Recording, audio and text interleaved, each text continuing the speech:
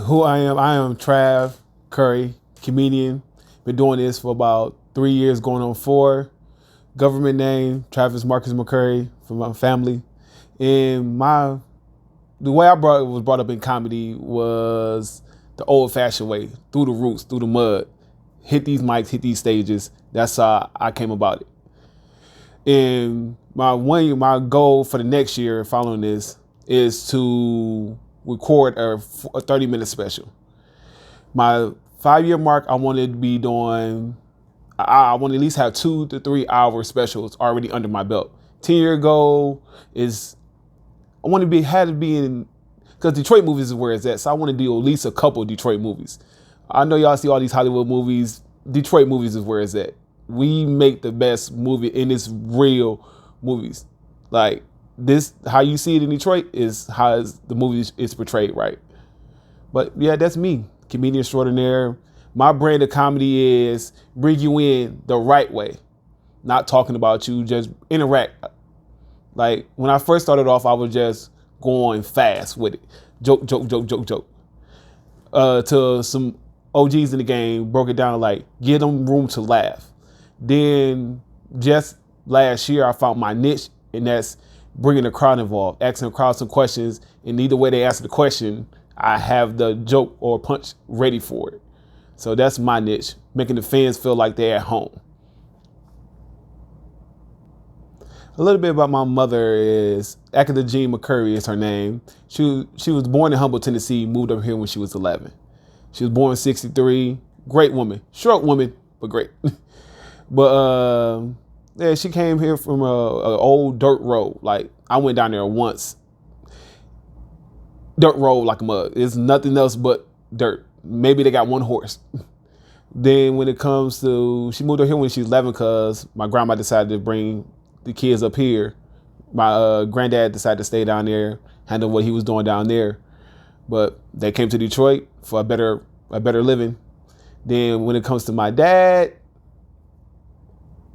when it comes to my sperm donor, it's out the way. He supposedly walked out my life when I was 3, so I don't know much anything about him. So that's how that story's ends with him.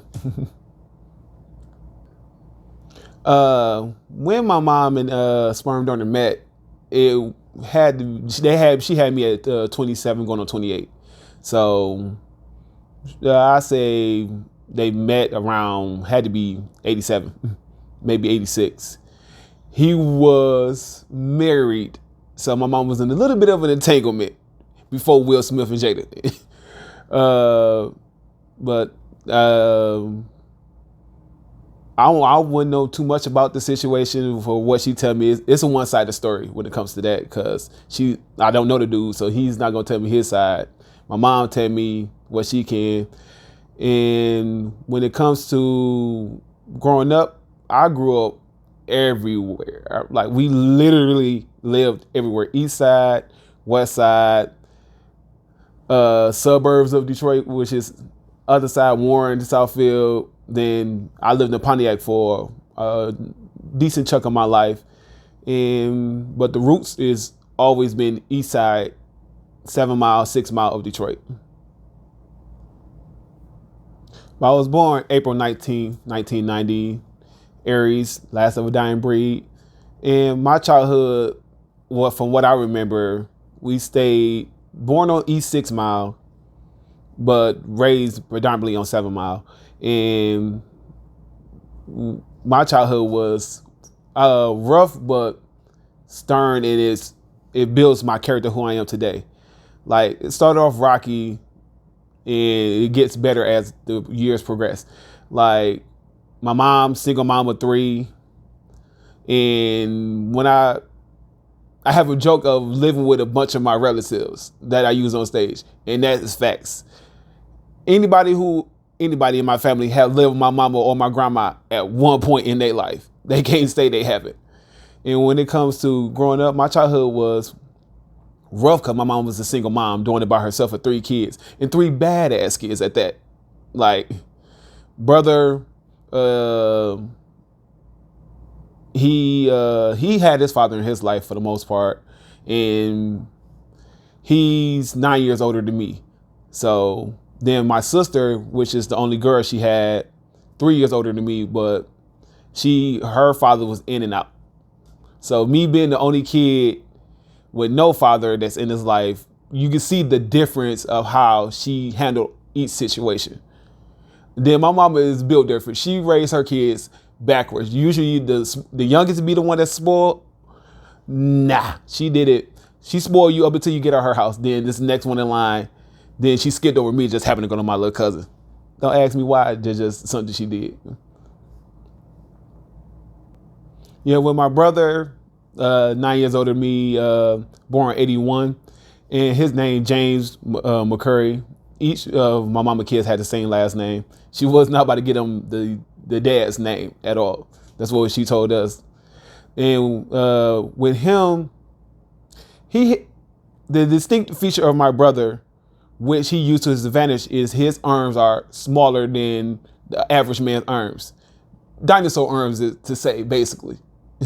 So his nickname is Peanut Butter Man, because the way his arm is shaped, he'll put the peanut butter bread, the bread for the peanut butter, on his head and make the sandwich like that, like it was the plate. So my auntie gave him that name young, and it stuck. With my sister, Tina McCurry, here's the kicker about my sister. My mom decided to let my auntie give her middle names. And I said names: Tina, Samantha, Shavante, Lenice McCurry. 3 ghetto ass middle names. So my auntie said I couldn't pick which one I wanted to give her, so I decided to give her all 3. Set my sister up for failure. She was born February 87, and sport is to say the least. This lady is spoiled rotten because she's the only girl, so that's how it usually goes. When you raise around 2 bad boys, then you're the only girl, you're going to get special treatment. But she is a con artist at its best. When it comes to getting punishment, we fuck up, we get fucked up. She fuck up, she cries her way out of whoopings. The best actress in the world by far. I don't care. You can say all these actresses, Angela Bassett. No, it's my sister. She cries her way out of whoopings perfectly every time. She could set the house on fire. She was gonna get out of it every time because she'll cry like she's been beat already. It works to the fullest. With both of my grandparents, grandma named Lois and granddad name is James. They both was born in Tennessee. I would presume Humboldt, Tennessee, but most of them lives in Jackson, so it could be either Jackson or Humboldt. When it comes to my granddad, only time I seen him was his deathbed, his funeral. So it's not much I could explain on him, but from what I know, he gave birth to great kids who gave birth to great kids. Like my family down south in Tennessee are phenomenal. They only see me once in person, and they reach out to me like they see me every day. So that's why I love, like, that Southern hospitality is what they are about. With my grandma, she really didn't rock with me like that because her upbringing was, she was a crackhead. Let's not sugarcoat it. She was on drugs, so, and as her being on drugs, she did some unfavorable things with the family. Stole, left a kid in the oven, on or off, take your presumption of it. But she did crackhead shit. So with her, she really didn't rock with me like that because she deemed me as a baby, crybaby. But I'm a baby, so we fucking cry. So she didn't rock with me. So the main person I took under my wing as my grandma was her sister. That's who I look at as my true grandma. She helped raise me like I was her own grandkid. Her name, Lovey Robinson, and God rest her soul in her. My granddad, her husband, both phenomenal people. Him more stern than she was. She was more free, but both great Christians. Most of my family grew up in the church, so me, I'm a known backslider. You get 2 years out of me in the church, then 15 out of the church. Known backslider. So with the one I look at as my grandma, she was great. Had multiple jobs. Only thing I don't really like about her was her smoking habit, which ended up being her demise. She was a frequent smoker, so she ended up getting lung cancer, and leaving us too soon for my liking, because she had so much more to give me. Like personally, she was a phenomenal woman. I can't say that enough about her. She raised her own kids and helped raise my mom and my aunties as they're like her. So she was awesome, amazing.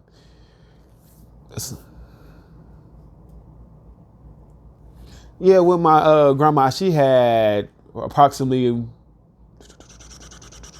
I want to say 5 to 6 kids off the top of my head, and each raised different, each brought up different. Like when it comes to her oldest, she was the quiet type, and she left this earth early. Then when it comes to her second one, my auntie, she's the true Bible toter of the family. To the utmost, she's a true Bible toter. And then the next one is my other auntie. She hurt people for a living. That's just her calling. Like, you hear stories of her knocking motherfuckers out just for fun. Like, then when it comes to my uncle, only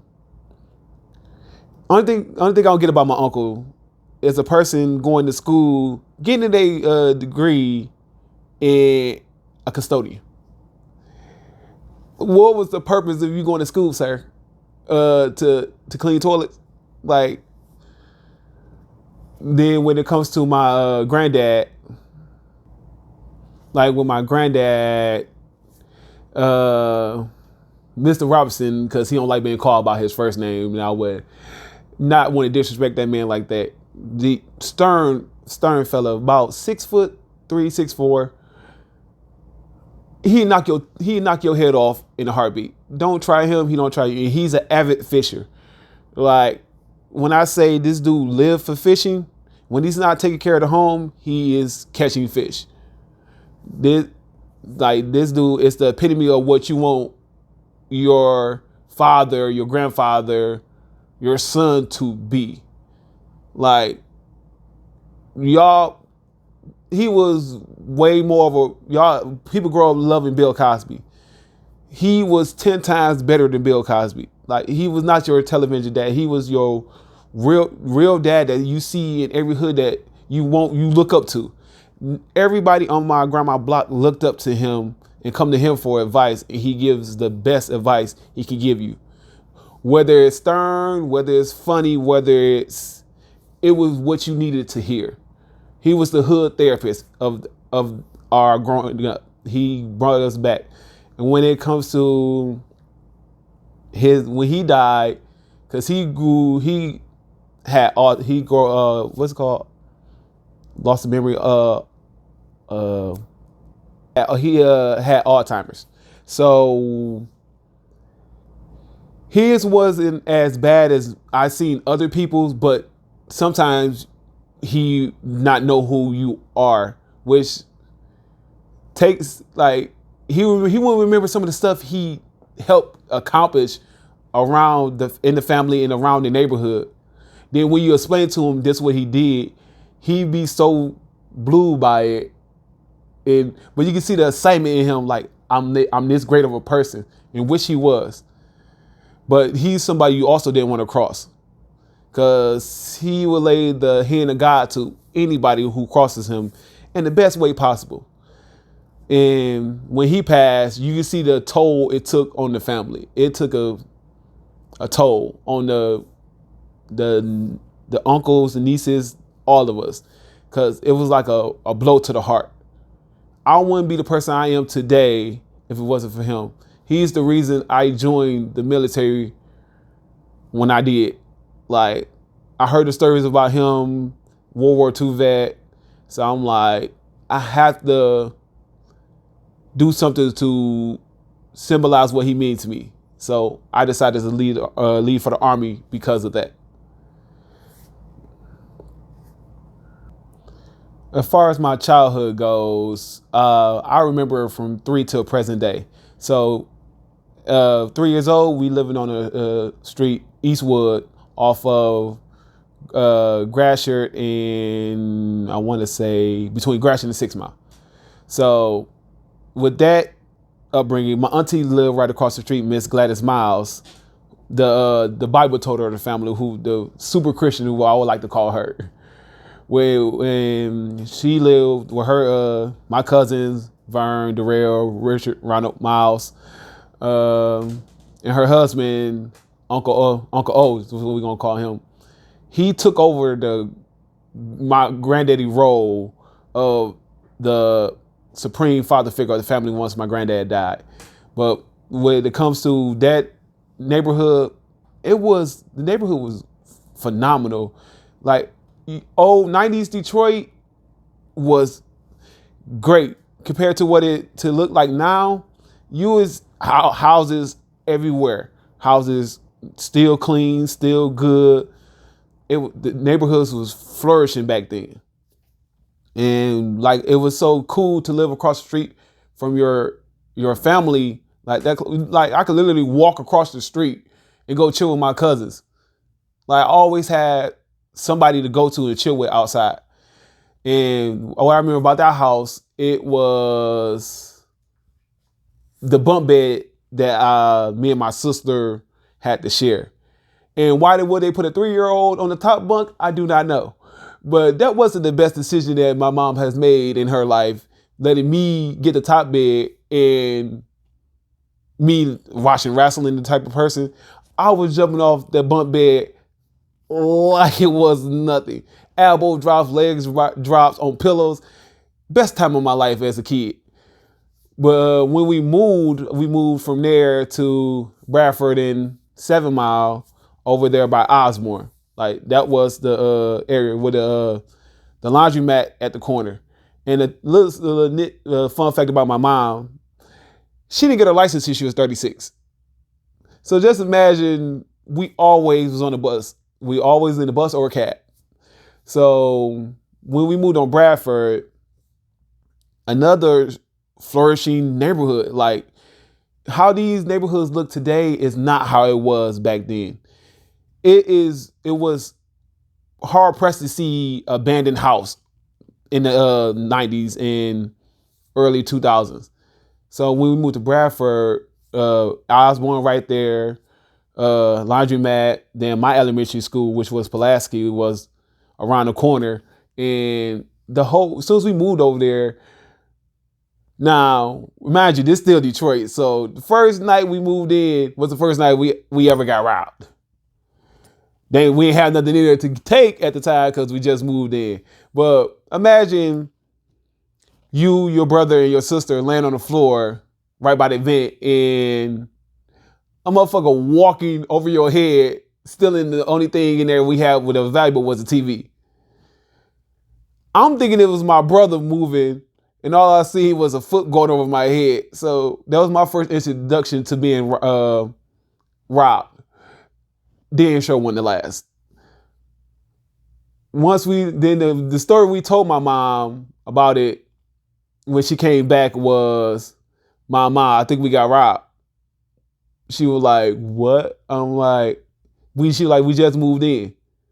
I'm like, yeah, cause I'm like, we sit here laying, cause my mama worked a lot. Like she worked cause she was doing it by herself. So she worked morning, afternoon, and night. She stayed working to provide for 3 kids.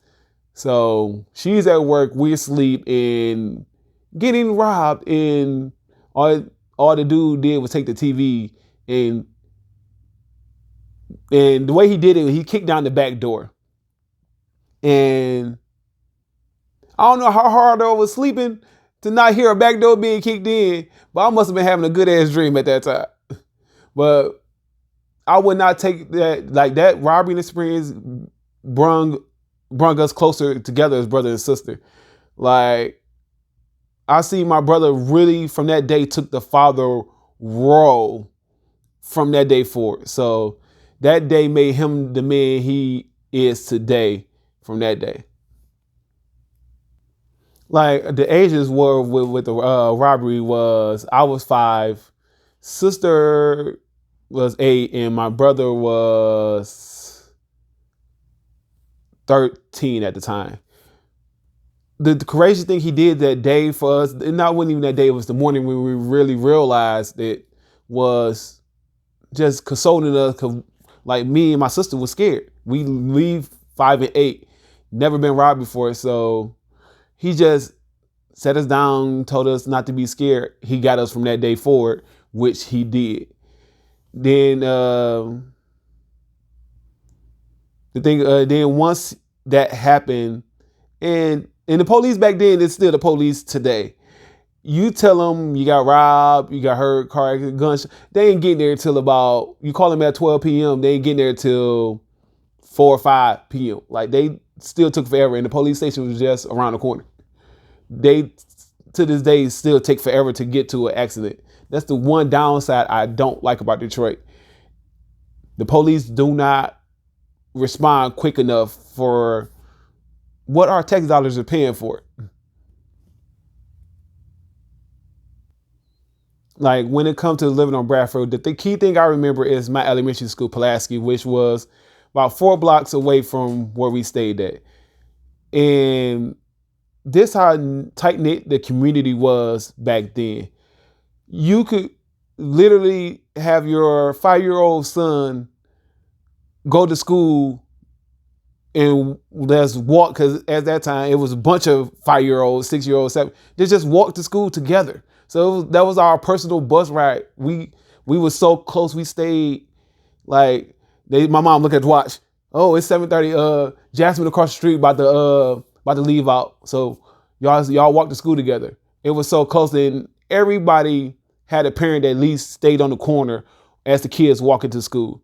Some time was my mom. Most times was Mr. Earl down the street and his twin brother. And the tight thing about that era of my life was the music was Uncle Luke. You got Tupac still jumping. You had Biggie going crazy, but my favorite was Missy Elliott and Busta Rhymes, just off the energy they brung to their videos and to the art form they brung. Videos was mostly basic until they really hit the scene and made the videos fun. You remember Missy Elliott in the fat suit? You remember the glasses Busta Rhymes wore in his songs? Like they made music videos fun to watch. So that was the best time for me when it comes to growing up and music playing a part of my life. But to get back to Pulaski, it was the footprint of where I'm at today, just based off of the teachers actually cared. The teachers actually wanted to teach. They wasn't making much of anything, but they was willing to love their job and love the kids they was teaching. Like me, kindergarten was more fun than a learning experience. The kids had fun. The teachers made it fun to be there. Mrs. I want to say Ashkabar, funny name. I don't remember by heart, but she made it fun to actually learn how to count, learn how to write, which I still can't write this day good in pen, but that's neither here nor there. Then first grade was Mrs. Lewis, and she was more of a stricter teacher, but she still loved to teach. So it was more of buckle down, you about to learn something. It's not gonna be as fun, but you still gonna walk out my classroom knowing something. And first grade was my first fight, which my mom still don't know about till this day. It was my first fight, and it was with a kid over some clay. I had the clay, he wanted the clay, and I wouldn't give it to him. So a green egg ham, but just magically hit my face. So we ended up getting to a fist fight.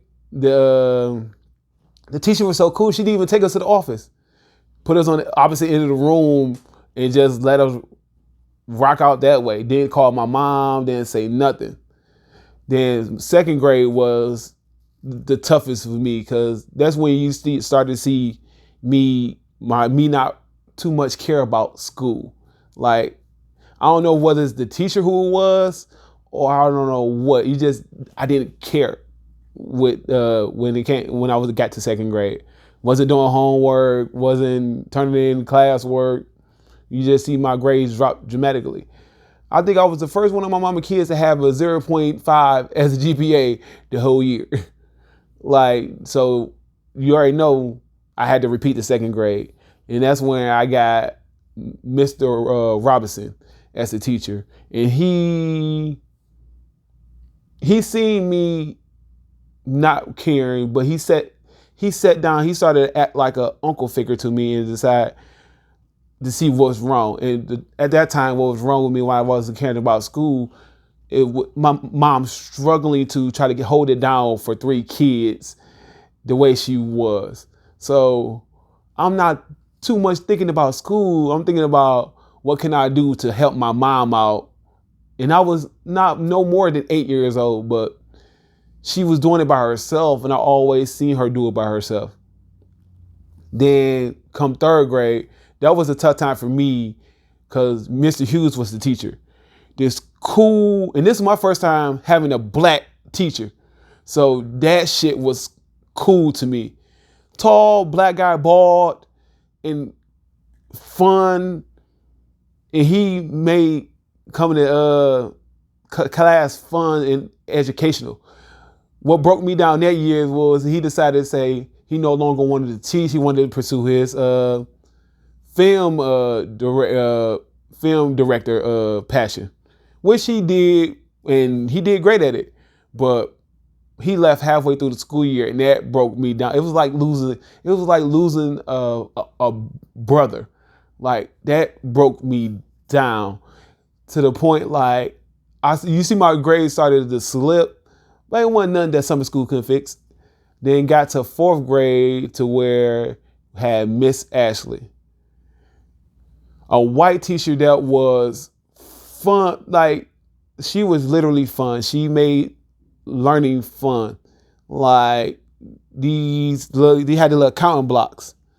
She made the way, I forgot the name of the game she called it, but we used the counting blocks, and the way she set it up to where she have it different colors and each number skips a number. So that's how she taught us timetable. Like, the blue ones would be like the 2 timetable, and the next color be like, it's the first color blue, 2 times 1, blue. The next one pink, 2 times 4 is 4. I mean, 2 times 2 is 4. And she taught us that way with colors, so it helped me out. 5th grade was when I started to see how athletic I was. Like, when I say I was fast, I was fast. And that comes from my brother, because everybody challenged their big brother as a kid.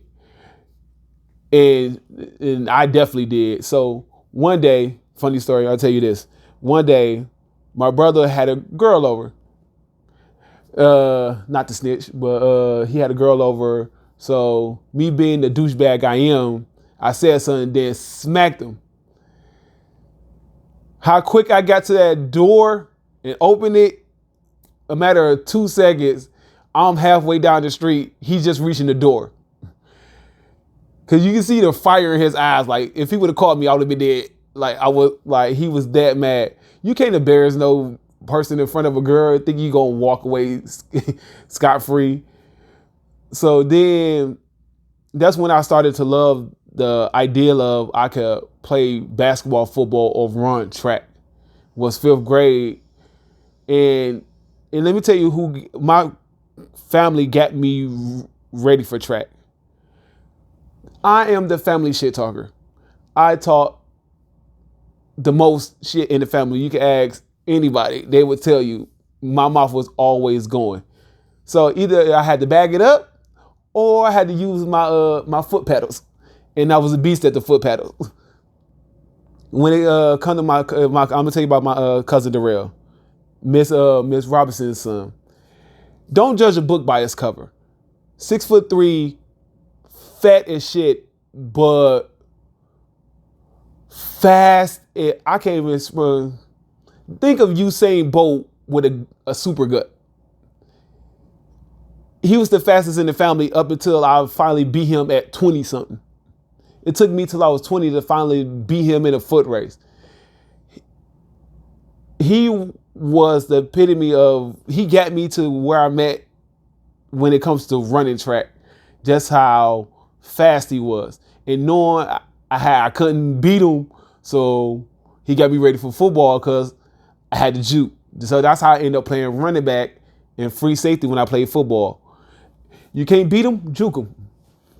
Then to get back to 5th grade, that's when I started karate as well. Got my little green belt and I thought I was the shit. Up until you run across an 8-year-old that's a black belt. That wasn't the best decision I made in my life. The situation started was I started getting females at a young age. I don't know how I looked like this at freaking 8 and 9 years old. So I never approached a girl because I never deemed myself likable in the face. So they always approached me. But when your mama say these girls are thoughts, listen to her, because this girl had a man already, or a boyfriend. Let's use that word. And he was 8, she was 9, and he's been in karate since he was 2. I just started. So I was talking to her. He seen her give me a kiss and lost his shit. When I say he whooped my ass, he drugged me up and down the street. So, needless to say, when you get embarrassed in front of a female, you tend to do dumb shit. And that's what I did. Almost got my first brushing with the law that day of him whooping my ass and me going to get a knife to make up for getting my ass whooped. If it wasn't for my cousin catching me, I probably wouldn't be here today doing comedy, doing anything. But that was my elementary school life. That was a good part of my life. Like, I remember December 2002 when I was just about to start middle school, and we happened to move from east side to the west side. And that devastated me for the simple fact, like, being somewhere for 7 years, knowing everybody on that block, like, and just up and moving, like, the fear is always the unknown. I didn't know nothing about the west side. So that was a big adjustment for me. But it brought some great times and even better memories from my 6th to 8th grade year. Like, and we moved a bunch in that time. From 12 years old to, I want to say 15, each year we was in a different house. Like, we moved, every year we moved. Once the lease was up, it was time for us to find somewhere else to go. So summer of 2002 was the first year I was introduced to, mama forgive me, sex. And let me tell you how much of a chicken shit I am.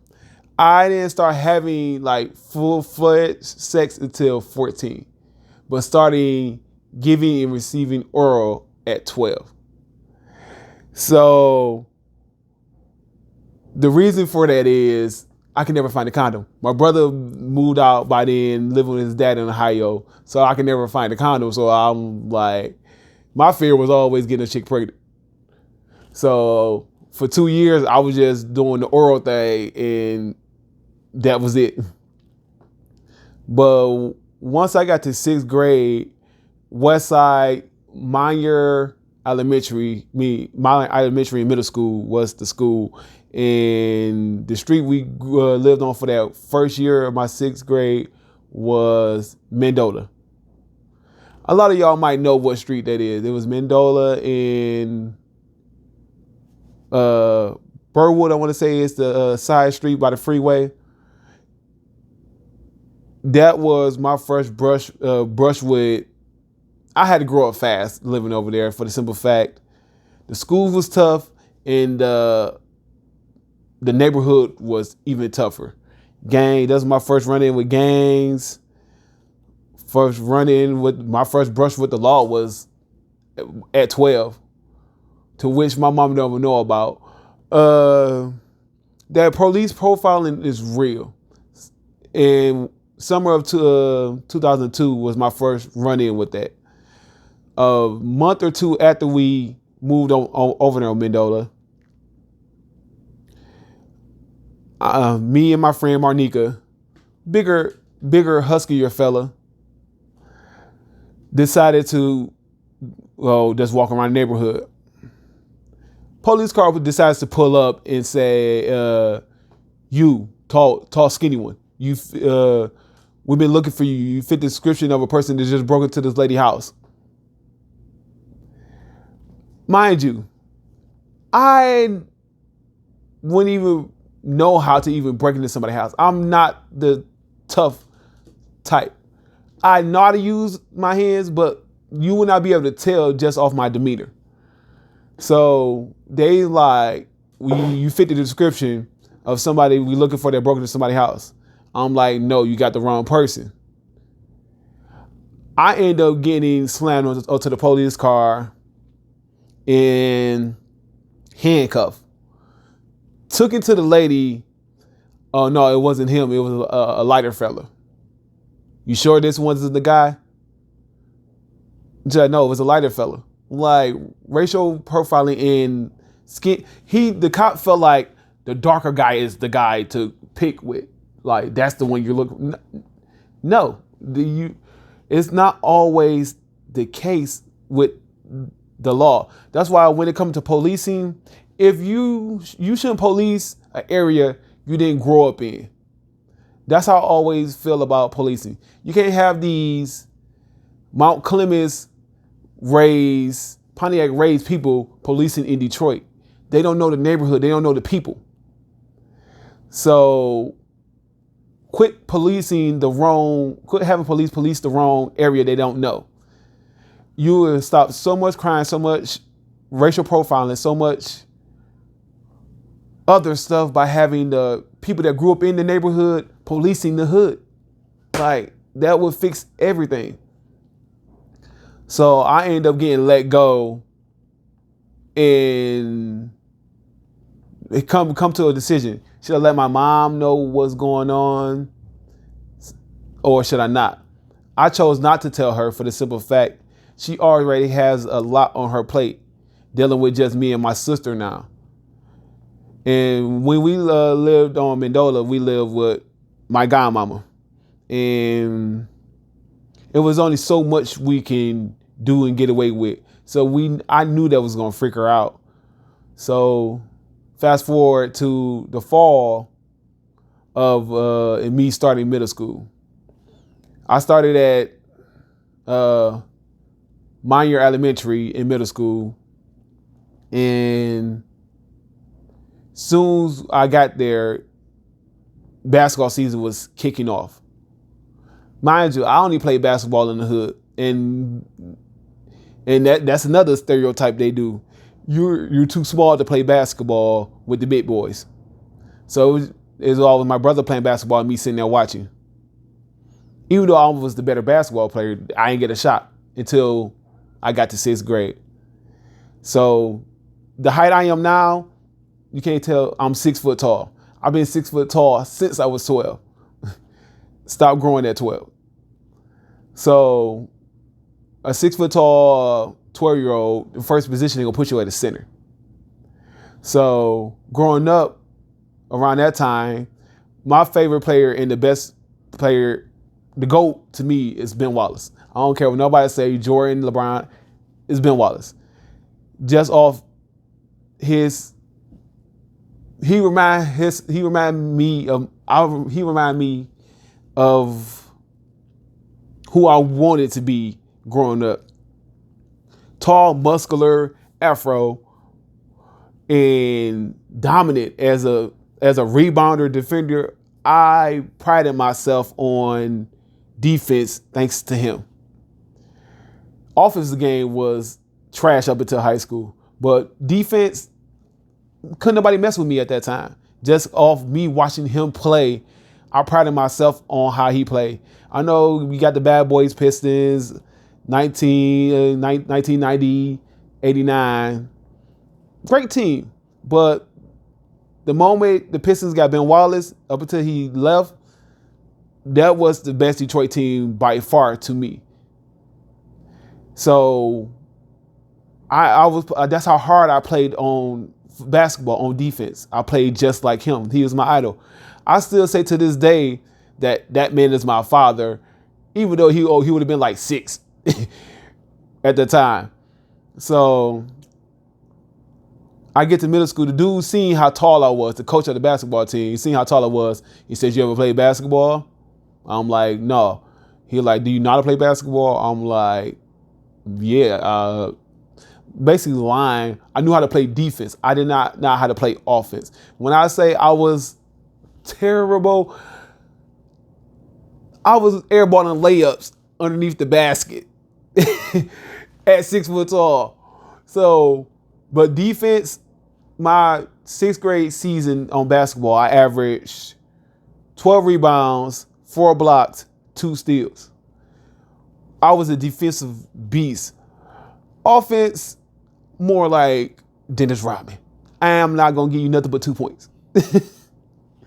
So I started my basketball journey that fall. Then met a very beautiful girl named Brittany, which she was a beautiful, smart girl. But the thing about Brittany was she was loose at an early age. She was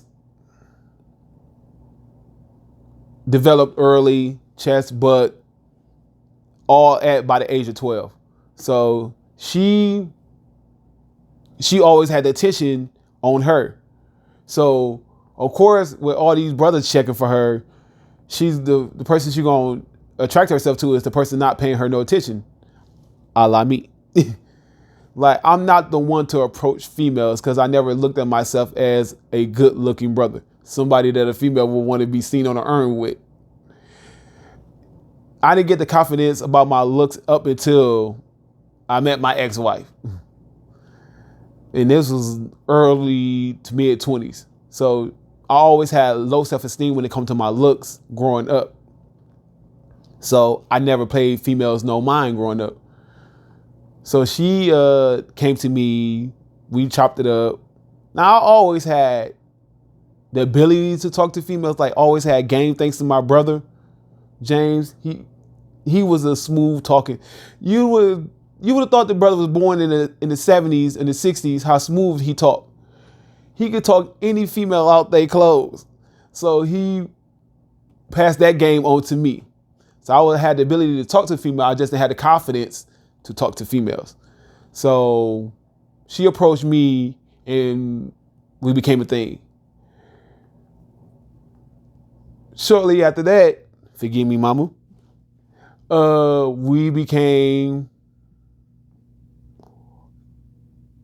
a little bit more than that.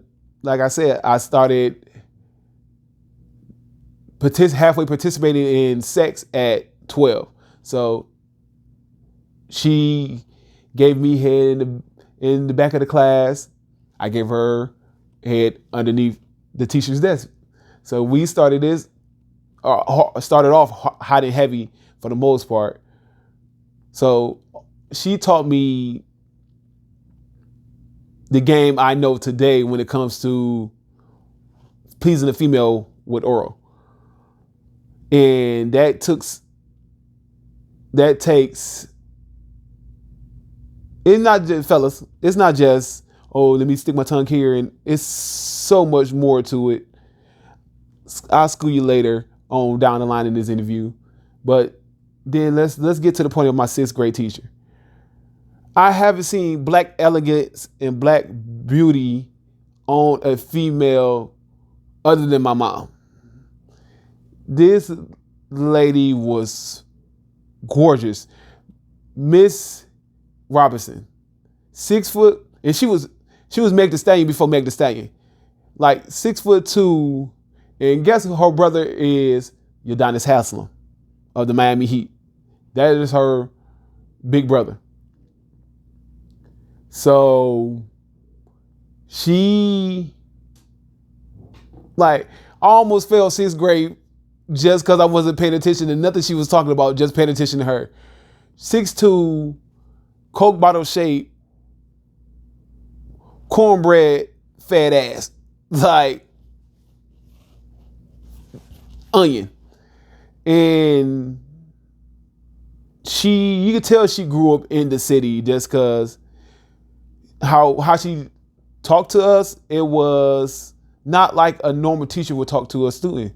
She wanted to make you feel like you was at home, so she made it comfortable to talk slang, all that, and you still learning.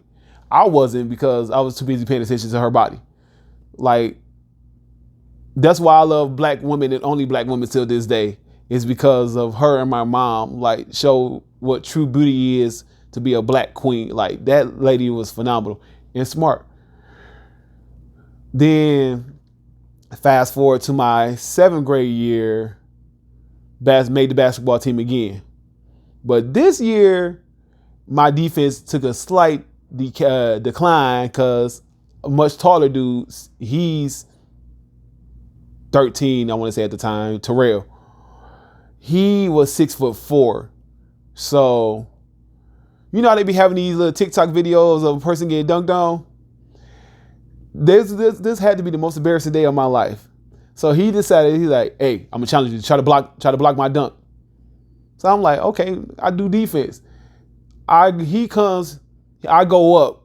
He 360s in the middle of in the air, dunked the ball with 2 hands. I just left. Like, yeah, I'm not playing basketball this year. Like, that was so embarrassing because normally people just go straight up and once he made body contact with me, spins off and dunks the ball. Mike, he's 13. I'm like, yeah, the basketball might not be for me. So with my teacher in 7th grade, it was Mr. Gabriel's. A mixed dude, I want to say Hispanic and Indian. I never seen that combination before. So he was more of the principal type. He was stern, firm, and you mess up, you gone. So I stayed in trouble a lot my 7th grade year. But yet again, I got through it just because, by the grace of God. Then, lo and behold, my year ended up getting in the track team. So this is my first introduction to running track. I've always been fast, but it was never a sport I knew that you could just run with. Like, just run. That's how I got introduced to track. I didn't even know, I never even heard of it. You see it you hear about it on the Olympics, but I'm like, they don't got that in school. They start that in college or something. Like, so they started a track team. So I decided to go off and a bunch of other people decided to go out for it. Mind you, my mom was struggling just to take care of me and my sister, Tina. And she for each year, I only get 2 pairs of shoes. The beginning of the year shoes, then when she get her taxes. So got my beginning of the year shoes, which I was more of a basketball free shoe. Then her tax come, so I decided to get what everybody felt was popping at the time, wheat Timbs, aka Butters. So I ended up getting some Timberlands and going out for track. So this how fast I don't know if y'all ever try to run in Timberlands. Them bitches is so fucking heavy. So he was trying to see who's gonna be the anchor of the relay team.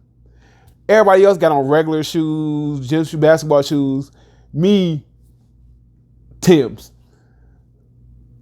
When I say I dusted everybody with them heavy ass boots on, I smoked them, and it wasn't even close. This is how I end up falling in love with track. Track will always be my number one love when it comes to any athletic. Track, football, basketball. So we get to the start of the track season. I end up finessing my brother who was in the street life, street pharmaceuticals, let's just say that.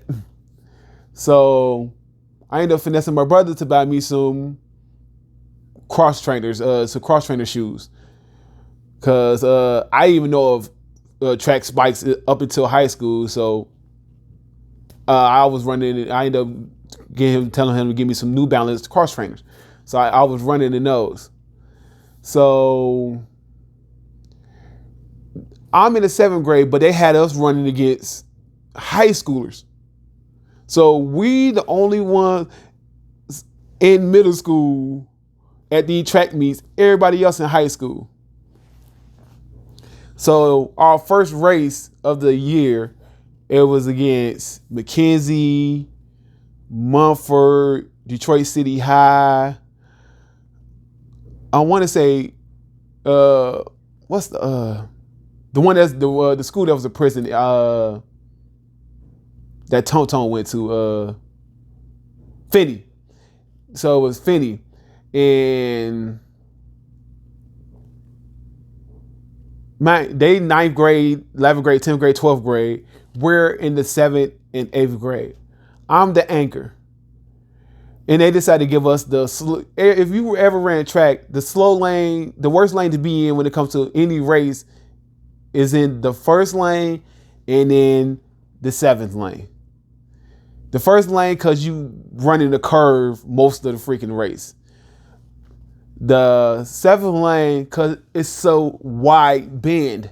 So it's harder so they gave us a 7th lane. So this is where I get my most disappointment I had when it comes to track. They shoot the gun off. I'm the anchor. Good baton handoff to the next leg. Another good handoff to the third. This dude decided to, because if you ever run track and run relay, you have to pace yourself if you're not the first one. Because if you go all full speed and the person can't match your speed, you're going to have this situation to where I took off like a bat out of hell and they say stick. That means you asking for the baton. He could not catch up to me. So I ended up dropping the baton. And when you drop the baton, you automatically get disqualified. But me being who I am, I picked up the baton and it's 7 teams. My team, technically, if we didn't get disqualified, would have came in 4th place. And we're our middle schoolers running against high school kids. They were so mad, but so excited for the simple fact, like, to be going against high schoolers and to come in the 4th place if we didn't get disqualified was the shit. And it was because of my upbringing and the way I was brought up in my big ass mouth, learning how to run because I talk shit. So picked up a baton and just took off, ended up getting 4th place. So That's when the coach decided to come to me and ask, "You ever heard of Junior Olympics?" I'm like, I heard of the Olympics, but not Junior Olympics. He said that's for predominantly usually for high schoolers that are great at whatever event they doing. So he asked me about it and said, do I want to participate? But the kicker is to do Junior Olympics, you either had to get a sponsorship or you had to have some type of bread. They didn't want to give, the people at the board didn't want to give a middle schooler a scholarship to participate in it because they want to risk him not winning no events because felt too small, too young. These are high schoolers. He's a middle schooler. He's not gonna be able to do nothing. And like my mom got rest her for trying. She did not have the means to facilitate the money for me to even do that. So I had to pass on it. And that brings me to 8th grade into where I had Miss Rogers. Like, this where you realize black excellence in women are. Like, she showed the potential. She brought out the potential in every student. Like, and that's how she started off. The first day of school, 8th grade. I'm 14 because I got held back. No, don't judge here. So the first thing she asked us to do, what do you want to be when you grow up? And that's the first time I had to look myself in the mirror and I really didn't know what I wanted to be. So most kids, doctor, lawyer, some say football, basketball. I put track and field star. So this is what she did. She was able to, in such a short amount of time, read the students. So she, under what the student wrote, she wrote what she felt like you would be doing. And me, I was always great in math. Like, math was always my favorite subject through my years of school. Because thanks to my brother yet again, Street Pharmaceuticals, he became great at numbers. So he like, bro, in life, if you don't know anything, know how to count, know numbers. So I'd like to thank my brother James for that lesson in life, because it got me the passion of loving numbers the way I do. So she wrote under my thing, because I put track and field star, she wrote mathematical engineer. I'm like, never even heard of it. I heard of an engineer, but engineer is such a broad field. So the internet was just starting to really pop at this time. So I decided to look up what a mathematical engineer is. And that field is a broad field too. You could be doing anywhere from numbers on a computer for software, or numbers for a bank, or anything. Like, so, but I looked at the price tag for that field. Starting off was $150K a year, just starting off just a bachelor's degree. So I'm like, I'm gonna try to delve into that. I'm like, like 150K a year for, like, especially that time, early 2000s. That's good freaking money. This, you talk about 2002, 2003, 2004. That's hella money. Like, so I'm like, I did more. So I delve into the math even more. Then my school, which was I ended up going to Rogers Middle School my 8th grade year, and they decided it was too many classes, like too many 8th grade classes. So they had to break up our class. So she ended up getting started teaching 7th grade, and we ended up with putting other classes. And her math class was replaced. Her math class was replaced with music, and that's where I ended up learning how to play the saxophone. And they asked, "Oh, what instruments can you play?" So I didn't know how to play any instruments at that time. I don't know if you remember an old dude off The Simpsons. I think his name was Jazz, or the black dude that looked like Stevie Wonder. So I don't know if y'all remember that, but I seen him playing the saxophone. So that's the first thing that came to my mind. I'm like, the saxophone. Not knowing this motherfucker had one already there. So he was like, here, I got saxophone for you. Play something. And anybody that has an instrument that you blow on besides the flute, that needs a mouthpiece, you would need what they call is a mouth reed. That is a wooden piece to put for the instrument, like trombones, saxophones, all has this piece, and that's to protect your lips from being cut, basically. So I'm like, I knew of that part of it. I'm like, there's no reed on here. I don't want to play. So I ended up weaseling my way out of there up until I had to have my mom buy me a $10 reed to put on the instrument. And he found out I could not play the saxophone. But he just sat there and laughed and said, okay, at the school, I got you. So that was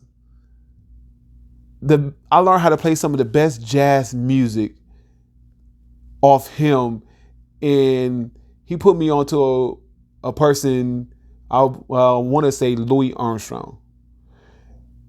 In most of the pictures, you see Louis Armstrong playing the tuba, but he had videos, like old tapes of him. He knew how to play everything. It wasn't one instrument that this man did not know how to play. So he showed me him playing the saxophone. And I haven't been fascinated with anything other than track and field until he showed me the videos of Louis Armstrong playing the saxophone. He played that thing so gracefully, so passionately, and so proudly. Like, you can see him, his energy, loving that. It was just like he put so much of his heart into what he do. And that's how I always wanted to live my life. Whatever you do, put your heart into it. That's why when I try to help my son or help anybody else, I always tell them to put your heart in anything you want to do. Now, with a little caveat, anything that you want to do that's is good. Because nowadays, with the rap music, you could be going, anything that's good could be deemed bad. So put your heart into anything good that you want to do. And that is my middle school chapter. So we get to the summer of 2005 and my transition from middle school to high school. And if anybody grew up in that around that time from 05 to 09, what was popping at that time was Atlanta was really starting to take off. D4L, the Franchise Boys, all this, Soulja Boy started popping in high school, and D4L and Fable was the main one. That Barbara, the yelling, the energy he gave. So I had that same energy going into high school. So they always used to make me do his dance, even with the foot. And I was so perfect at copying his dance, even with the little pick up the leg and brushing the shoe off. I had that down to a T. Then, but my favorite group in around that time was the Yin Yang Twins. Like the Yin Yang Twins dropped hit after hit after hit after hit. So,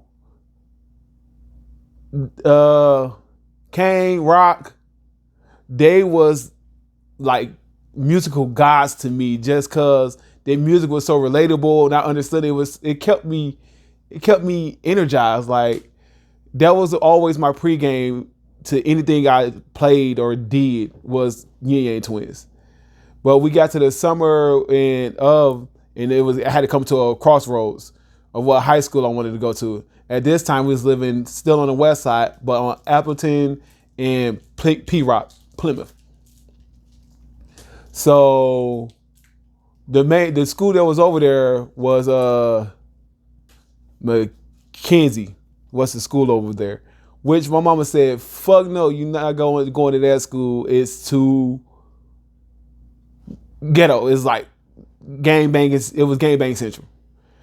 So she was like, no, you're not going to that school. So my sister Tina would end up, for her last year and a half of high school, she ended up going to Detroit City High.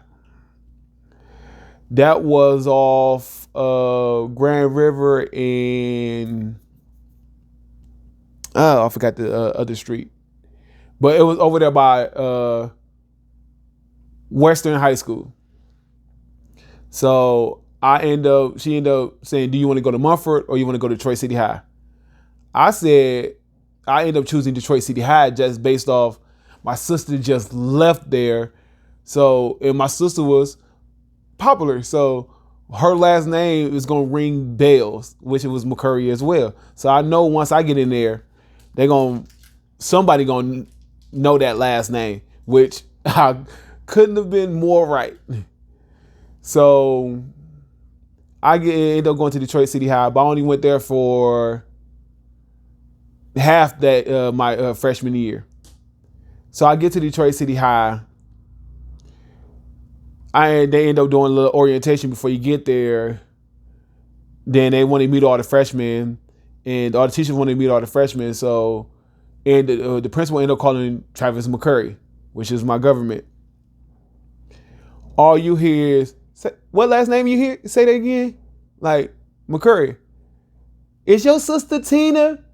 I'm like, I was reluctant to say yeah. Just off, I didn't know which way they was gonna go with it. So I'm like, yeah. Like, your sister is so amazing. She helped out with everything. She stayed to herself. She was great. So we know you're gonna be great. And me and my sister couldn't be further different. I'm energetic, cool. I'm energetic, talk shit. And she was the quiet, stay to herself. If you want rocking with her, she was not she did not interact like that. So I was going into that school with off my sister name, thinking I was gonna be the same way. No, you gonna know me because you gonna hear my mouth coming down the hallway before you even see me. I'm always talking.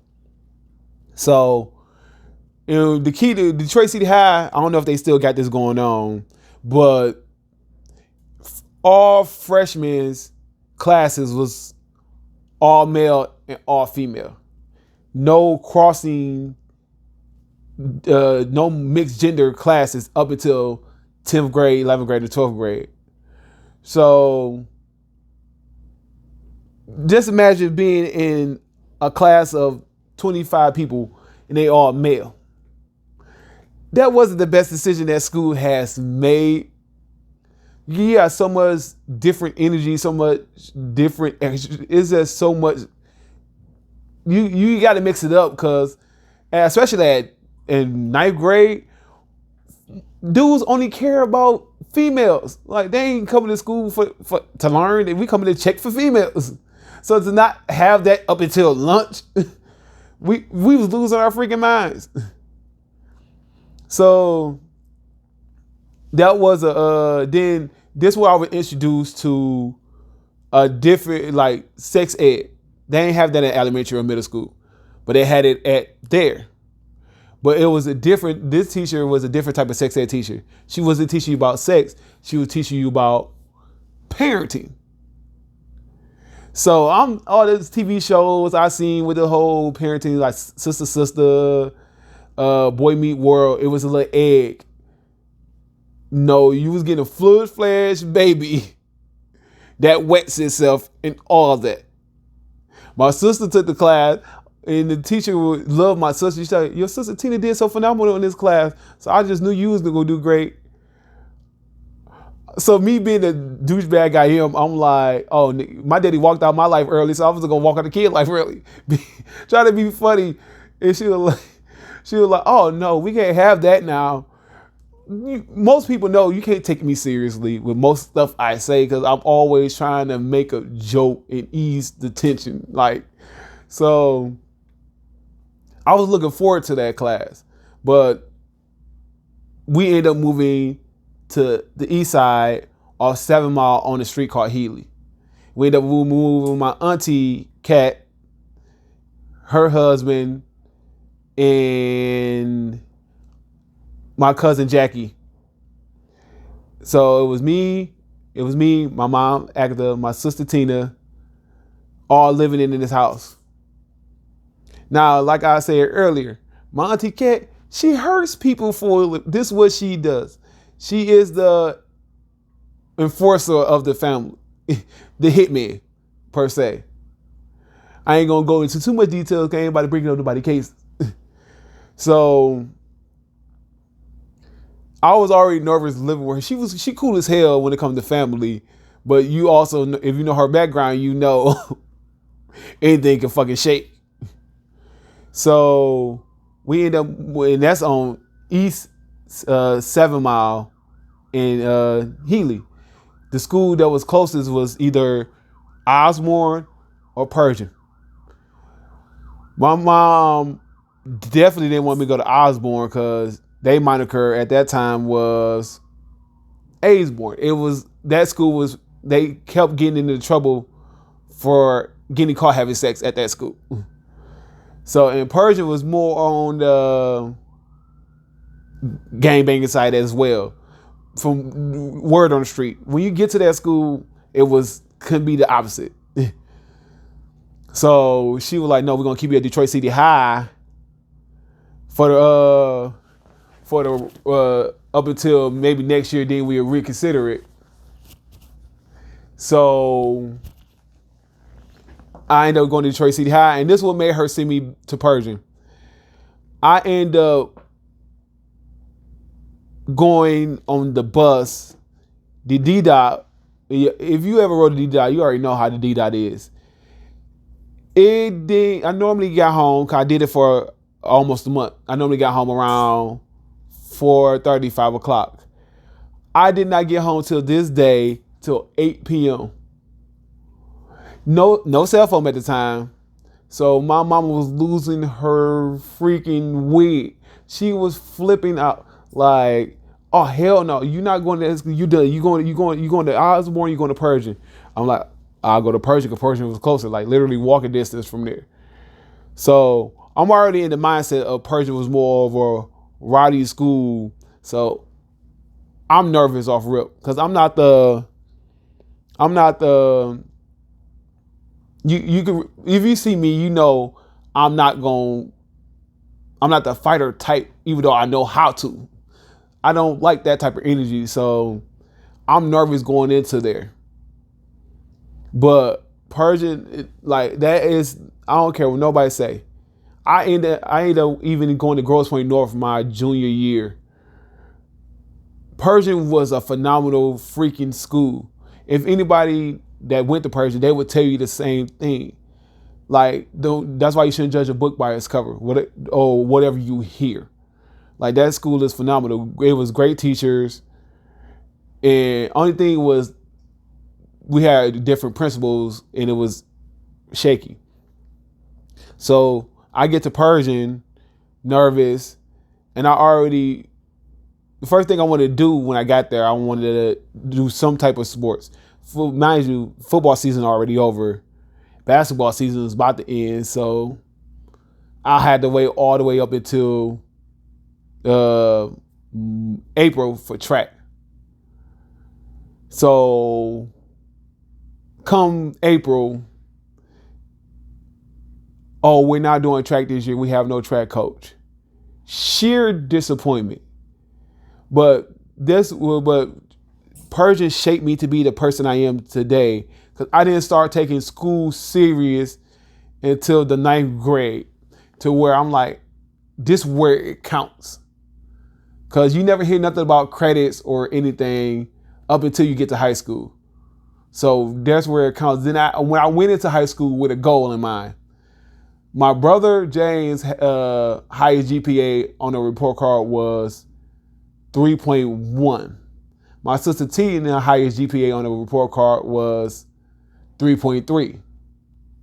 My first report card at Persian was 3.4. Beat my sister. First time on the honor roll in school, or throughout all my school. And it was gratifying, but it was also disappointing, because the energy my mom gave when my sister made the honor roll with that GPA she had, she was excited. But when I brought her my 3.4, she was not excited. I guess that's what she expected. So you supposed to do that, this and the third. So I'm like, okay, that's not gonna get her excited. I'm like, if I keep getting over a 3.0, and it's gonna make her. So each report card from the time I went to Persian was 3.4 or higher. So where my highest was 3.8. One freaking A away from a 4.0. No gratification from my mama. Because once you do it so many times, she really used to you doing it. So I never really got any gratification for me being a great student once I got to high school. And that's all I wanted, was gratification. See, I wanted the same energy that she gave my brother and sister, and I wasn't getting that for whatever reason. Maybe she was tired from working so hard, or the energy just shifted because she did it with the other two, and she just probably didn't have no more energy. I don't know. But I was just searching for that gratification for my mama to say she proud of me for something. So I come home with 3.4, not even a good job, not even a smile. I ain't getting nothing for it.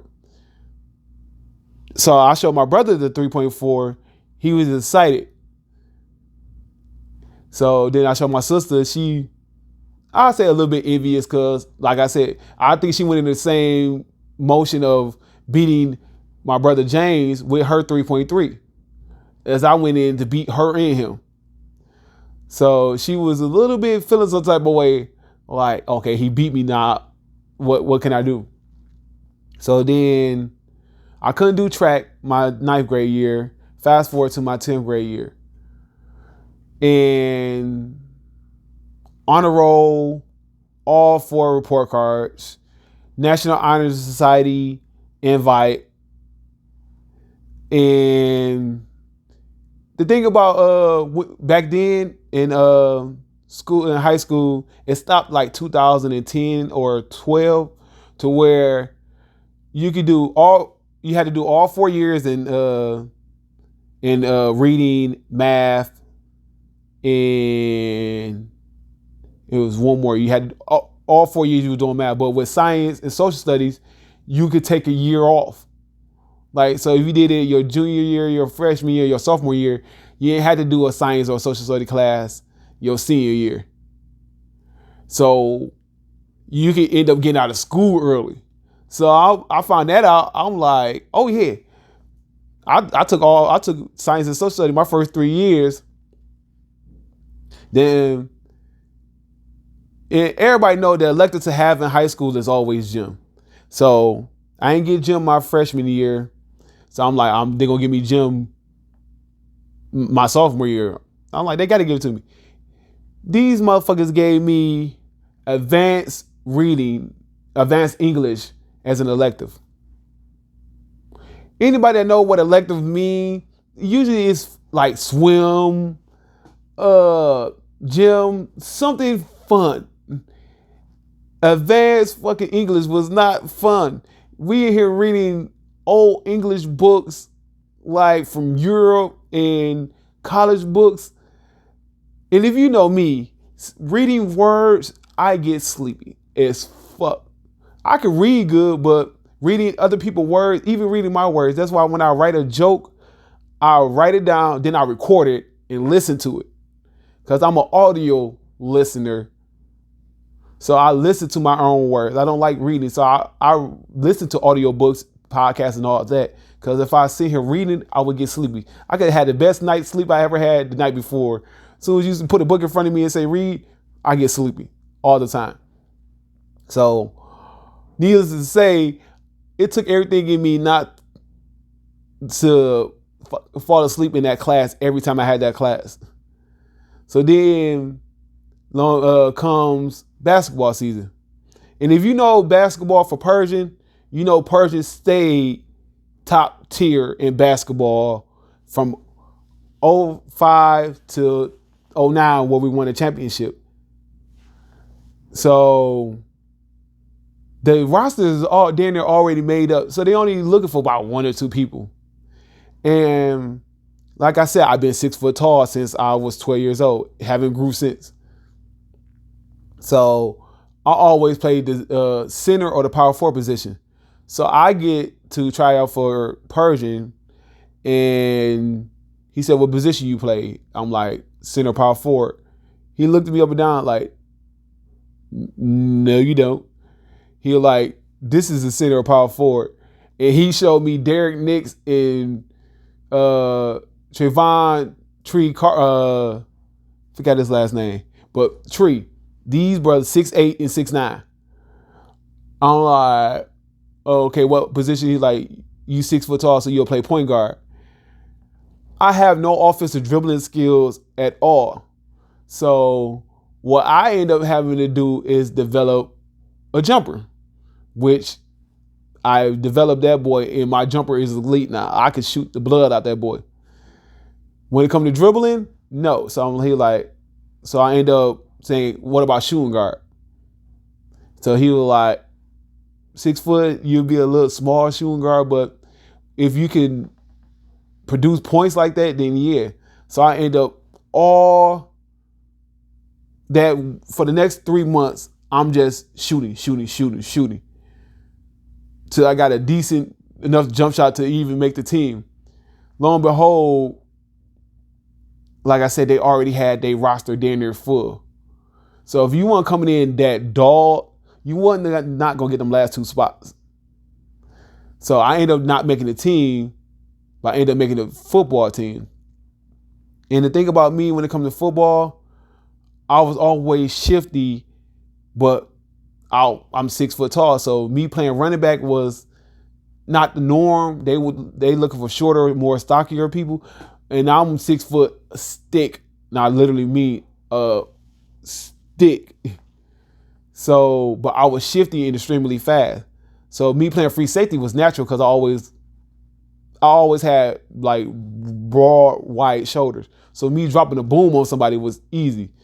So me playing running back, they were like, if you get hit, you're going to get hurt. Because when I say I was literally 6 foot tall, about 140 pounds, 10th grade, and that's soaking wet. Literally a stick. So I had to get shifty. And the person I knew I could call upon to help me with that was my cousin Darrell. The fat Usain Bolt. So the way I went about doing that is talking mess because he's big but he is sensitive. So I ended up talking mess to him to make him chase me, and that's how I worked on my juke moves and my shift moves. So I ended up making it for running back, end up getting starting free safety. So that was my and we Persian football team sucked each year, terrible. I'm sorry. Like we was ass as a football team. Basketball was our claim to fame in both females and males basketball. We stayed in the playoffs, and we stayed like close to the finals up until we won it in 2009. So lo and behold, track season came around, and I end up making the track team yet again. And if you ever been in person in little track field, it's pebble rocks. So just imagine running on those, then running on actual track and field. That pebbles made me so much faster to where I'm starting to get offers from schools. I got offered from Michigan State, I got offered from Michigan, and I got offered from Tennessee State as a sophomore. So track season ends. I felt like it was like Detroit DPS school system is way easier than other school systems. So I felt like it was too easy for me. So my cousins Cherie and Kiki was going to Grosse Pointe North. So I decided, and if anybody know Grosse Pointe North, they are a top school in education.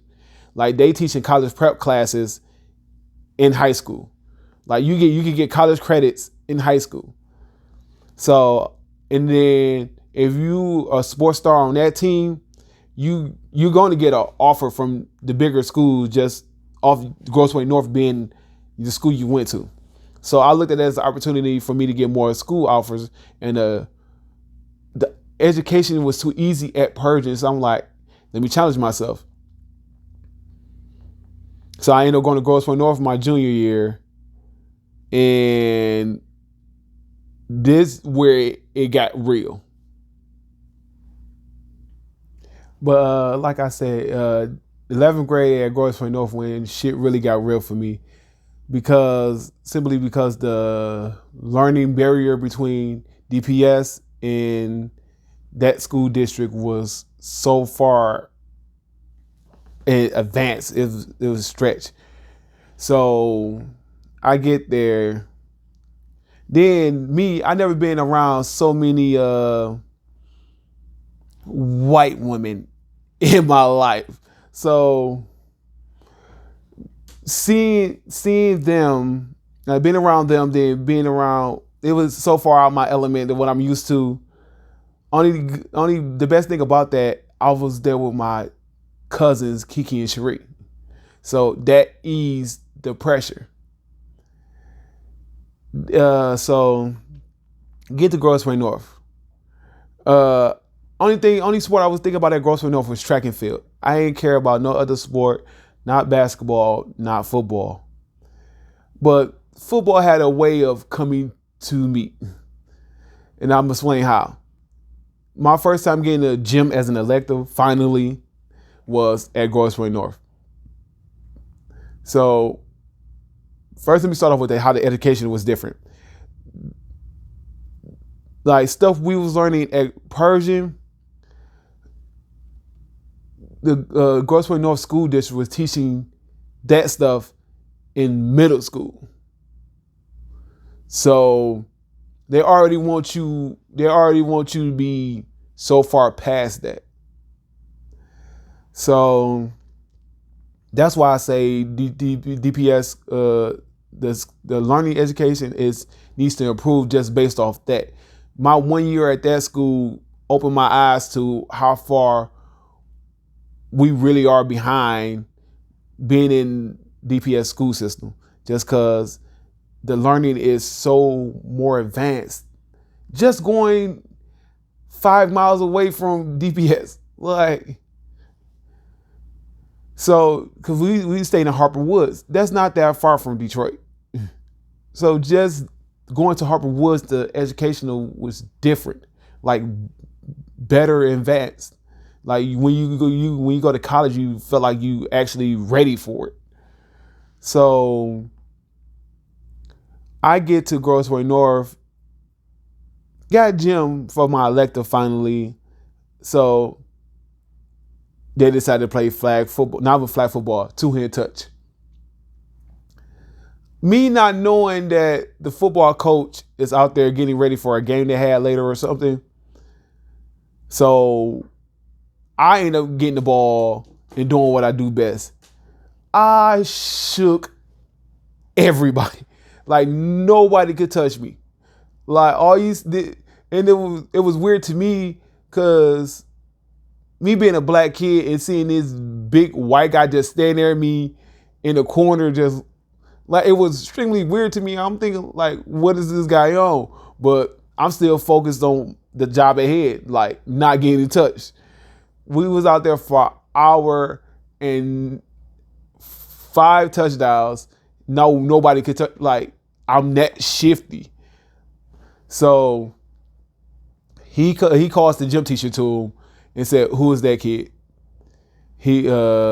So my gym teacher called me over there and said, "Hey Travis, this the football coach, Mr. Reed, and he want to talk to you." I'm like, okay, sure. So he was like, "You ever played football before?" I'm like, "I played at Persian, running back, free, like first string running back. First string free safety, second string running back." So he like, "Why didn't you try for ours?" I'm like, "The school year just I decided to come to you at late. Y'all already had your summer OTAs and all that, so I felt like I would have been behind." So he like, "Are you interested?" I'm like, "Not really. I'm really just focused on track this year."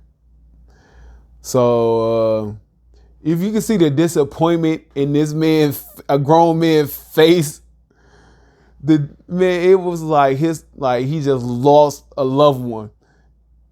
I'm like, I just want to focus on track. That's why the main reason I came to that school, to get more track scholarships. So fast forward to the educational system, like first report card come. 1.3, no, 1.5 was my GPA for the first report card. And it didn't get no better from there, just because as the year goes on, it gets more advanced and more difficult.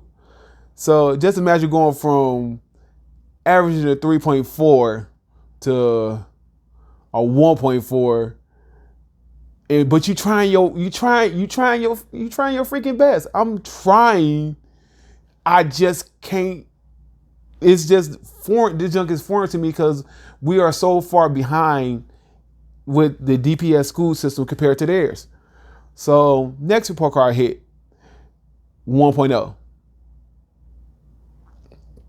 So that's when I started having my mama never seen not one of my report cards, progress reports from that school. Not one. Oh, she asked about it a bunch, but I already knew I was be a dead man walking. Then they have something there at Grosse Pointe North that it was introduced to me, junior prom. I just think I thought it was just senior prom, but they have a junior prom as well. So let me rewind to this nice little story of homecoming.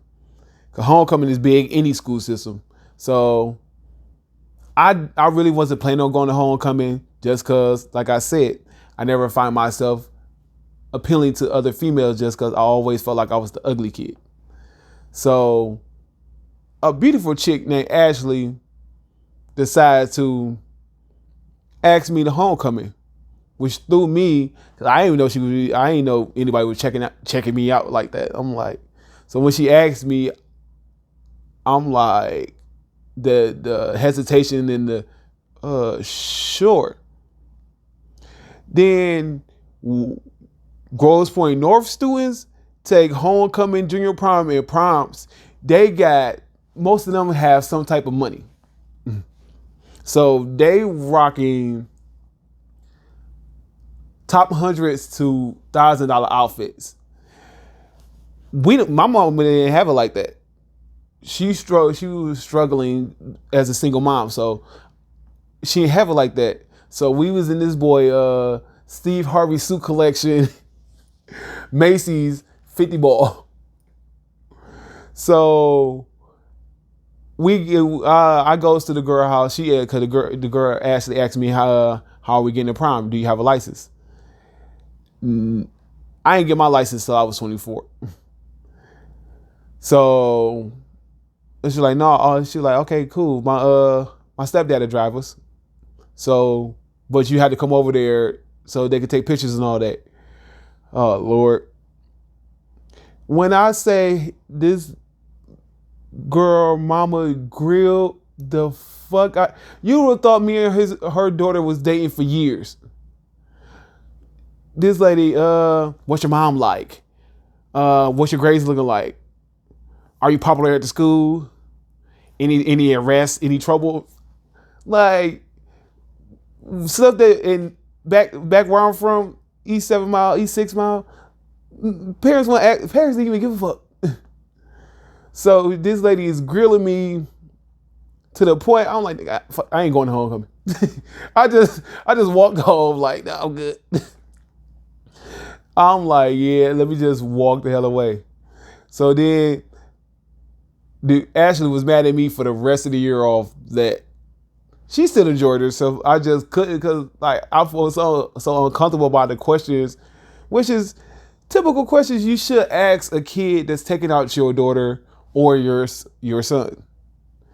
So that was the most embarrassing thing that happened to me that year.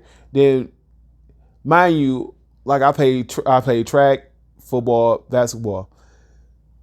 Fast forward to track and field season. And this I knew this school was different when it comes to their athletics. They actually have a coach that actually keeps track of each race time you had finished with. Then he give it to you at the end of the week and tell you if you PR'd or not. Like the basically, or PB, personal best. You improved from the last race. So they give you DVDs, all of this. So I PB every race I did for them, I PB. Like I ran faster and faster. It wasn't because they're coaching, because coaching wise, terrible. Like they drills for making you faster, all that was basic. It was just my hunger to be better. So I asked my mom, I always ask my mom to come watch me play. Out of all my years of anything sports related, she only came to one track meet, and then she came late. Didn't even get to see me run. The sheer disappointment of me not being able to say my mom see me run, or see me play basketball, or seeing me do football, like that was disappointing. But like I said, it shaped me into the person I am today. Because now when my son asks to do any sports, I'm going to be there. Like, I look at the negative stuff that happened in my life and know what not to do. Like my dad not being there for me, or my sperm donor not being there for me, showed me like I'm gonna be there for mine. I don't care if me and the mom not rocking. I'm gonna be there for mine. So my mom not coming to any of my events but one, yeah, that was highly disappointing. But I was disappointed in her that year, that whole year as well, because my GPA for that year at Grosswood North averaged out to a 0.8. Like, because the schooling is different. So I made an executive decision to go back to what I know best, which could fast forward to my senior year back at Persian. Doughboys, '09. This where schooling really got fun for me, because you would have thought I was there my junior year for how much people, like, it was like they never knew I was not there my junior year. They remember they dapping me up, all that. Like, I didn't even know I was popular like that, like that. So I had the best teachers my senior year, and the thing about my senior that what made my senior year so great was the camaraderie that the school, like, you have fights, but who don't have fights? But for the most part, people was really like tight. Like, they always had, like, you always see people walking. You never see nobody walking solo. You always seen somebody walking with someone. You always had somebody. And that camaraderie was it for me. And it opened my eyes to, like, I felt like a family at my senior year at that school. Now, I tried out for the basketball team my senior year, knowing I wasn't going to make it, but I tried out just because I heard what Persian and seen what Persian did the year before that. They went to, I want to say, the semifinals and came up short, but the female basketball team went to the finals and came up short. So I'm like, I'm gonna try out for basketball. Didn't make it because, like I said, for the most part, they already had the roster set. So went back to football, and 1 in 9 that year for football. It was just, we did not know how to play. We was terrible at football. The team was ass as hell. But the brotherhood of it was phenomenal. And fast forward to October 31st. Nope, October 30th.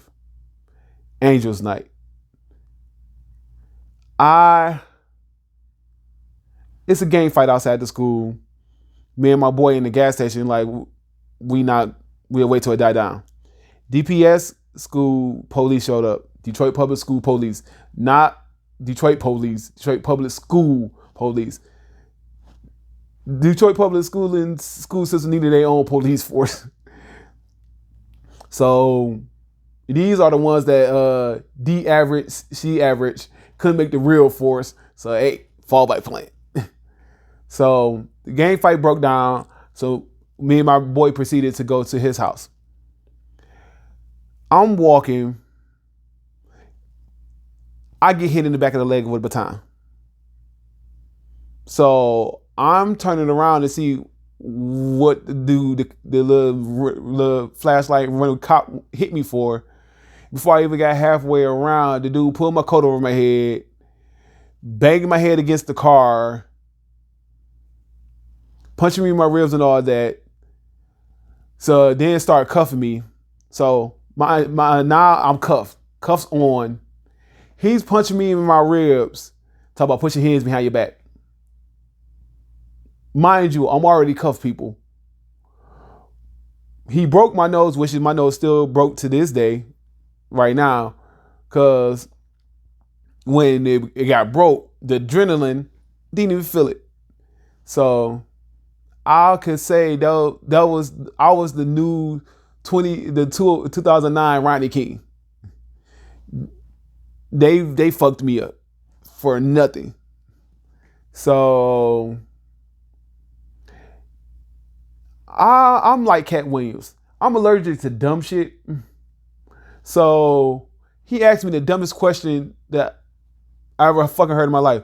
What school you go to? We right outside Persian. The fuck?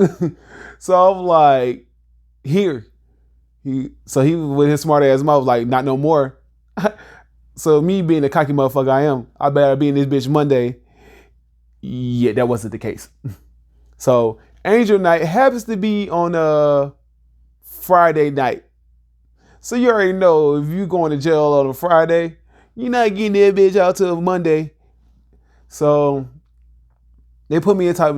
My nose was broken, so they gotta take me to the hospital. So they ended up taking me to the hospital. So the doctor asked, he came in there, looked at it. Oh yeah, it's broken. It's a broken nose. Do you want me to fix it? I'm like, you gonna put me under? Because by this time the adrenaline wore off. So if he would have just put that back in, I would have felt all of that. I'm like, he like, no, we can't put you under. I'm like, no, I don't. Leave it alone. So, mind you, face was blood everywhere. So now it's dried up at this point. And once you refuse service at the hospital, they can't even clean you up. So as they ready to discharge me, the little cop passed me off to two other cops. So I hear them because I got big ears. I heard the sun come up this morning. So I hear them outside talking. Somehow they got a hold of my transcript. And the cop said I was in the gang fight, so that's why he did what he did. So they got a hold of my transcript, and he said, looked at it like, how can a dude with a 3.6 be in the gang? I hear them, the conversation they going, like, this dude always doing this bullshit.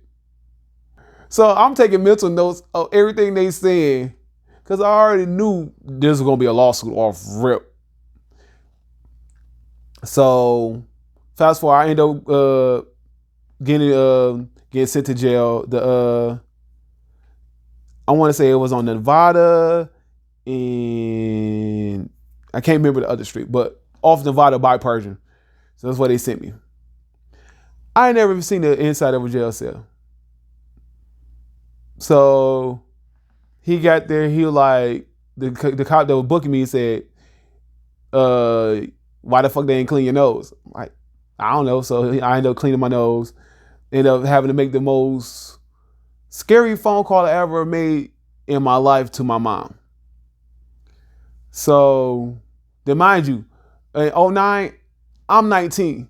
So if I get any charges, I'm getting tried as an adult. So I called my mom, like, my sister Tina answered the phone. I'm like, sis, give mom the phone. I'm in jail. Stop lying. I'm like, no, sister, I'm really in jail. Give mom the phone. So she still didn't believe me. So all you hear is her, mama, come get the phone. Travis said he in jail. Bullshit. So she get the phone. I'm like, mom, I'm really in jail. What happens? So it's not enough time to tell her the whole story. So I just gave the phone to the cop, and he just said, there's an incident at the school. He's been detained. I never seen my mama get to that police station so fast in my damn life. And you hear her going the fuck off. I hear her. I'm in the back in the cell because I'm booked. So you hear her going off. Where the fuck is my son? Where my baby at? Where my baby at? Let my baby go. Like, so the dude come out there like, the dude, oh, it's no bond, there's no bail. He's in here. There's nothing you can do because what the dude charging him with. So the dude tried to charge me with fleeing and eluding the police, resisting arrest, and the other one was something to do with gang activity. Neither one of the three was nowhere near true. Because in order for me to flee and elude the police, if I wanted to flee and elude, you weren't gonna catch me. I am a track star. If I wanted to get away, I could have got away. So the resisting arrest, if you get your head slammed to the back of a car and getting your arm down there broke out the socket, oh, you think you just gonna lay there? Like you gonna move around. Like, so that one was more understandable because motherfucker, you breaking my arm. I'm not just about to sit there and just take that. I'm gonna move. It's like, so the charges that they was trying to charge me with, it was not gonna rock. It was not gonna they weren't gonna let me go. I was gonna have to see the judge. So I don't know if any of y'all ever spent the night in jail, especially the jail in Detroit. They got concrete cinder block beds. So I'm in a cell by myself. I'm on this hard ass concrete freaking, I wouldn't even call it a fucking bed. It was a tall block of concrete. Just so happened to be concrete into the fucking wall. So they said it's dinner time. They came and brought us a peanut butter, a bologna sandwich, juice, and some graham crackers. When I say this sandwich was so fucking hard, I threw that bitch against the cell. All you heard was a ding. And I'm not even trying to be funny. I just ate that graham crackers, drunk that juice. I'm like, yeah, I just gonna starve. So then 3 o'clock in the morning went. This night's getting worse and worse. So 3 o'clock getting there, and I know it's 3 o'clock because the loud ass motherfucker they bringing into the cell across from me, yelling that it's 3 in the morning, and I didn't even do shit. I was just, he decided to sleep in a abandoned house because he got kicked out of the crib by his girl. So you can't do that on Angel Night because they go and check these abandoned houses. So he ended up getting booked for that. So he in there and he would not shut the. He telling me his life story like I really gave a fuck. So then another dude ended up coming in there later, and the cop was trying to figure out what set he gonna put him in. He looked at me, then looked at the other dude across from me, the one that was talking so much. He put him in there with him. Mind you only see shit like this in the movie. As soon as he got in that cell, he made that nigga get on the floor and said, "No, niggas, I got the bed." Even though I'm only fucking 19 and still skinny as fuck, I don't give a fuck how you're not about to make me sleep on the floor especially if I was in here first. He made that grown ass man get on the floor and sleep on the floor while he took the bed. I'm like, no, oh yeah, you gotta let me out. Lord, you gotta get me out of this one. So next day come.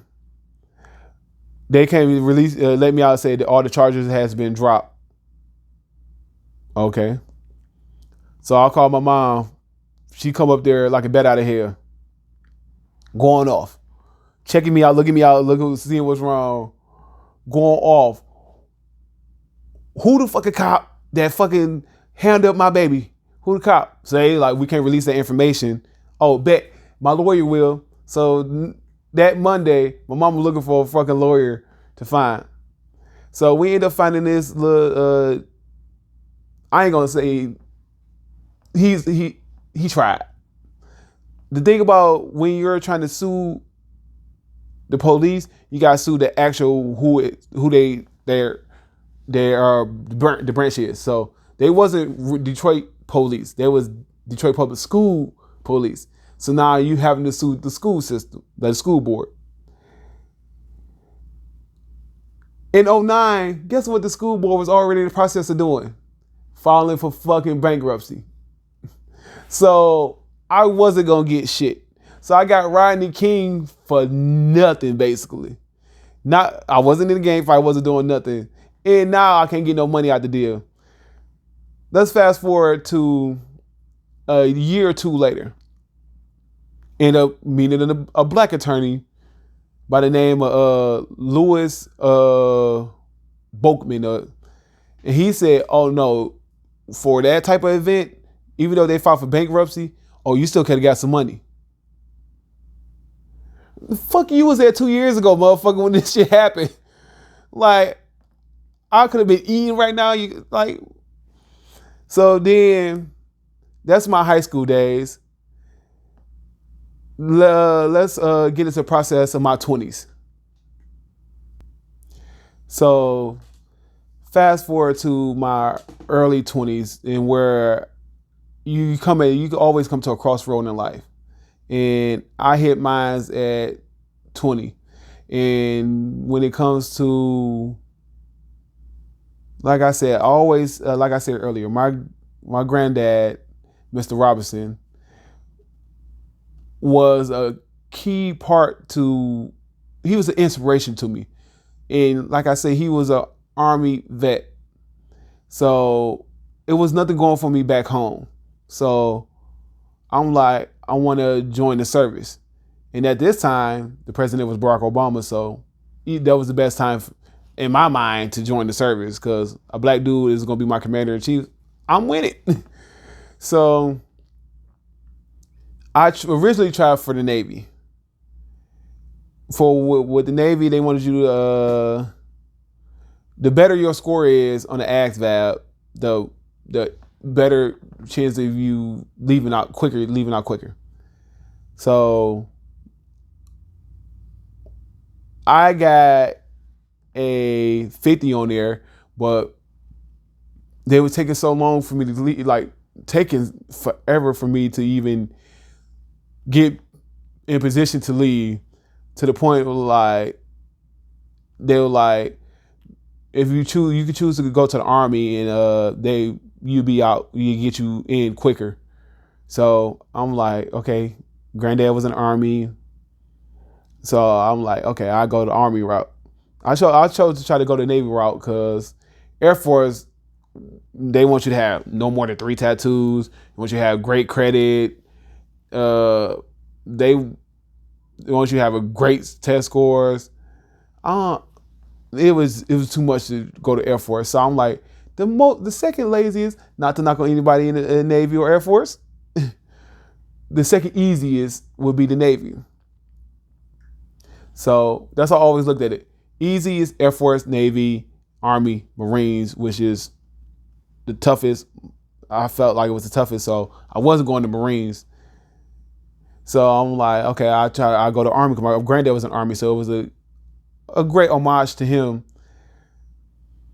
And so I end up getting doing the ASVAB with I want to say a 50. So I end up wanting to do a petroleum supply specialist. The people that's fueling the tanks and the airplanes and all that for it. So I'm like, that'd be a great little job. Glass station clerk. So I'm like, that'd be a nice little 20-year career. So dumb jobs like that stay full. People don't want to come out them jobs. They want to stay in them jobs as long as they can. So like medical, petroleum supply specialists, firefighters. Yes, they have firefighters and MPs. They do more than 20 years. They keep rocking out because it's not as demanding as the one I end up having to go to. So they was like, the only one that's open is infantry. If anybody know what infantry means, a short is the motherfuckers kicking down the doors. First, nigga, you first line, front line, you breaching doors. That's you. So they said that's the only one available. Which turns out at the day I'm leaving, I got sworn in, and they had to prep you, before you actually get on the bus and the plane to leave to go to the basic. So they were like, "Oh, you're infantry. That's what's up." I was infantry. I'm like, they said that's the only one available. Bullshit. I'm like, huh? Like, oh no, we got a combat engineer available, and you got these other ones available. So I looked at combat engineer. There is an offshoot of infantry, but combat engineer is just glorified bomb squad. That's all you are. You're not to make bombs, and you're not to undetonate bombs. You know how to breach doors with a bomb. So it's like a little simple shit like water, deck core, and some bags. I could breach your fucking door. Like I could get in your house easy. So I looked up the video of a combat engineer, and that's they part of the front line, but they also got a second part to where you more in the back and you're not all the way on the front line. You can play the back of the field and knock motherfuckers down from a distance. So I'm like, Oh, that's cool. I would rather do that. So I ended up choosing combat engineer. Ended up getting stationed in Fort Riley, Missouri. No, Fort Leonard Wood, Missouri. I'm sorry. Ended up basic training in Fort Leonard Wood, Missouri.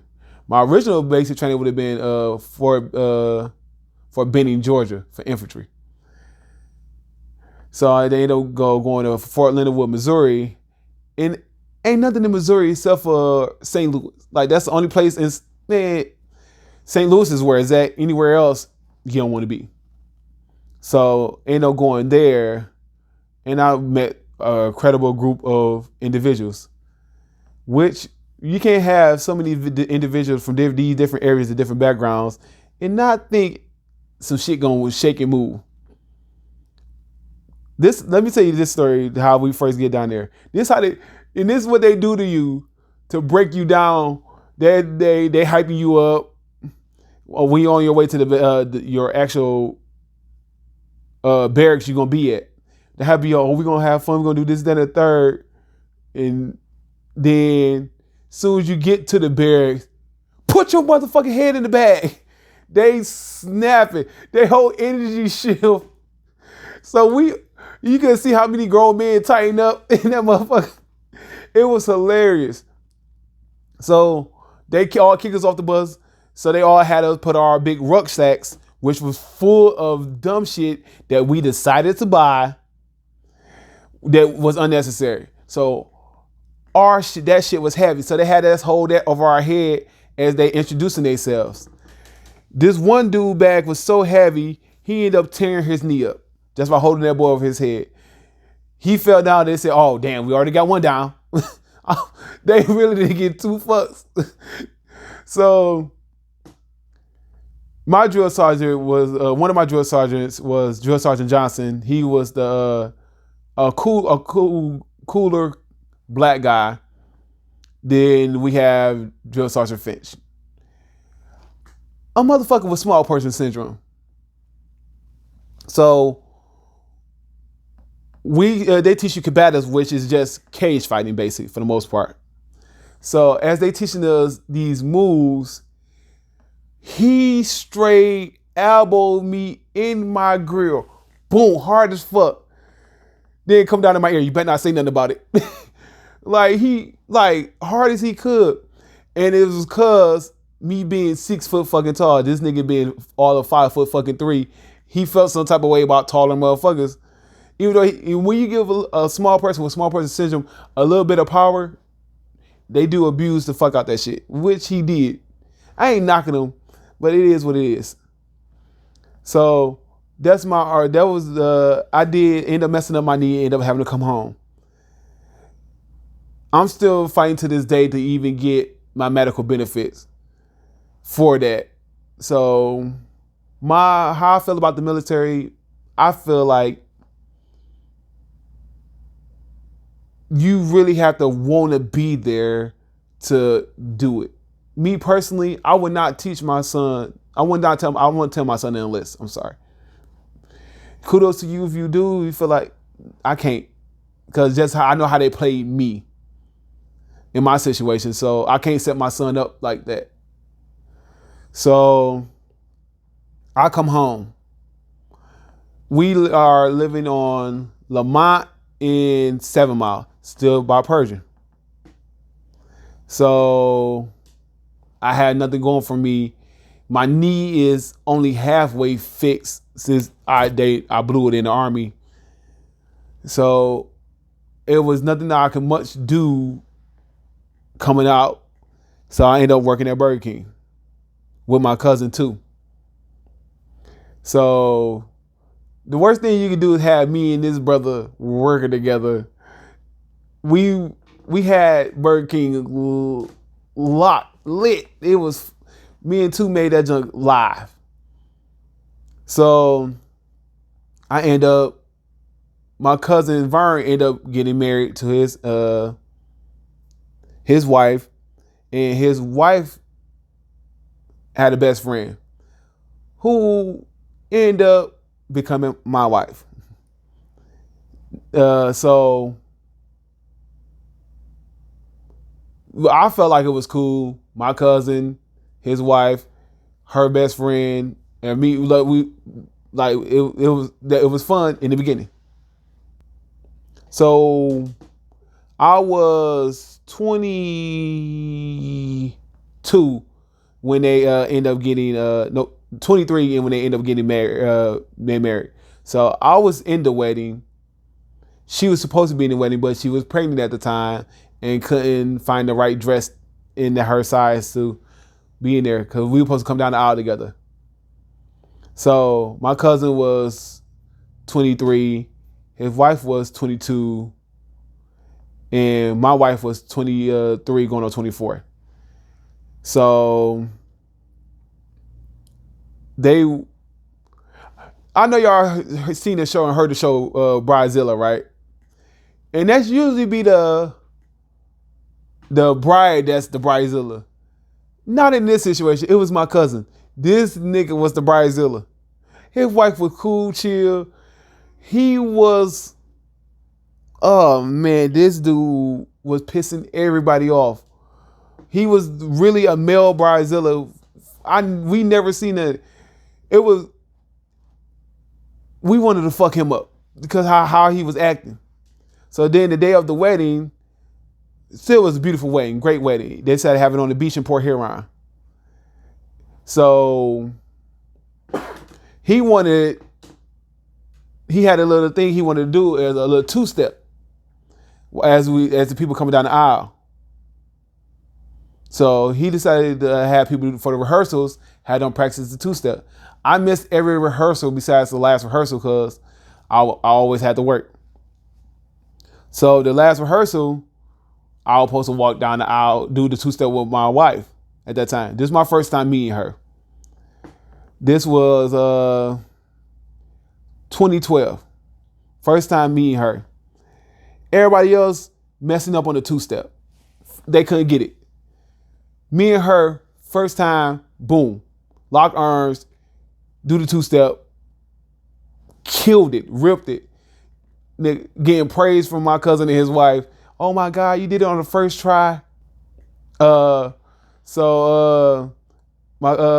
cousin wife Bianca said, "Oh, y'all killing it y'all killed it on the first try." My cousin Vern flipping out like, "Oh my God, bro, show them." Like I always been a good dancer, so a little two-step was nothing to me. So the thing was, would she be able to do it? My wife Brandy be able to do it with me? That what made me fall for her. Cause the way we did the two-step flawlessly, the energy we synced at that time. So me and Brandy killed the two-step. Then the day of the wedding, I'm thinking I'm still walking down the aisle with my wife Brandy. And no, I didn't get the news that I'm walking down the aisle with the maid of honor. With the maid of honor, I want to say Portia or Bianca as well as can't remember the right name, but I'm ended up walking down the aisle with her. My cousin didn't take my dumbass cousin Vern didn't take into account that a beach has sand. Nobody can do that two-step in that motherfucking sand. So we all just walked down the aisle regular because we knew we weren't gonna be able to do that two-step in that sand. So we all walked down the aisle regular. You can see the anger in his freaking face. So we explained to Vern after the wedding, like, bro, like there was no way for us to do the two-step in the scene. It was no way. So they had a phenomenal wedding. Comes down to the reception. His dad, Uncle O, and my auntie Gladys, they sitting at the table together. So they all, they decided to throw the garter belt. So my cousin Vern decided to take off the garter belt all extra. So he took off his wife Bianca garter belt, and he threw it. Let me tell you what my dumb ass decided to do. I just threw my hand up as he threw it. Smack. You know how you feel something in your hand, you automatically close it? So that's what happened. I ain't mean to catch the motherfucker. So I ended up catching the motherfucker.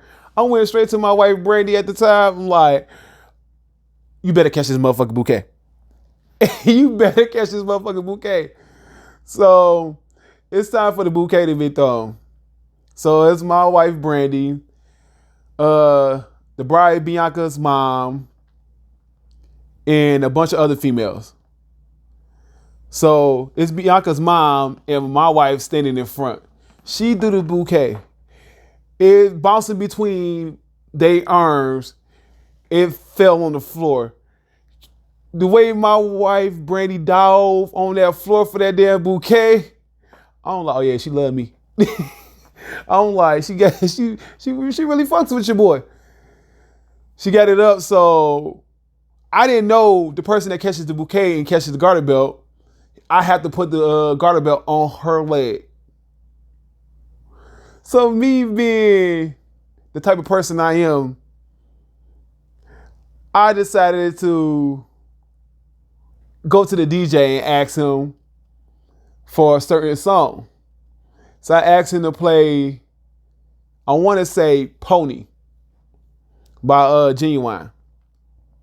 So I ended up giving her a lap dance and slipping on the garter belt on my wife Brandy's leg as I'm sucking her toe. So all you hear is my uncle, I thought that nigga was gay. My uncle yelled that because he never seen me interact with a female. So he was like, did you hear my auntie Gladys say, I thought he was shy? Because they never see me interact with female because I never did. Females always come to me because I always felt like I was an ugly person. So that was the funniest day of my life. And to this day, she still got that picture. My wife Brady got that picture on fucking Facebook of my fucking her toe in my mouth as I slip in the fucking garter belt up her leg. So it's a fun laugh for me every time I go on her page. Now, my wife, ex-wife now, Brandy, had a son already, a 2-year-old son, JoJo, and she was pregnant with her daughter Carmen at the time we meeting.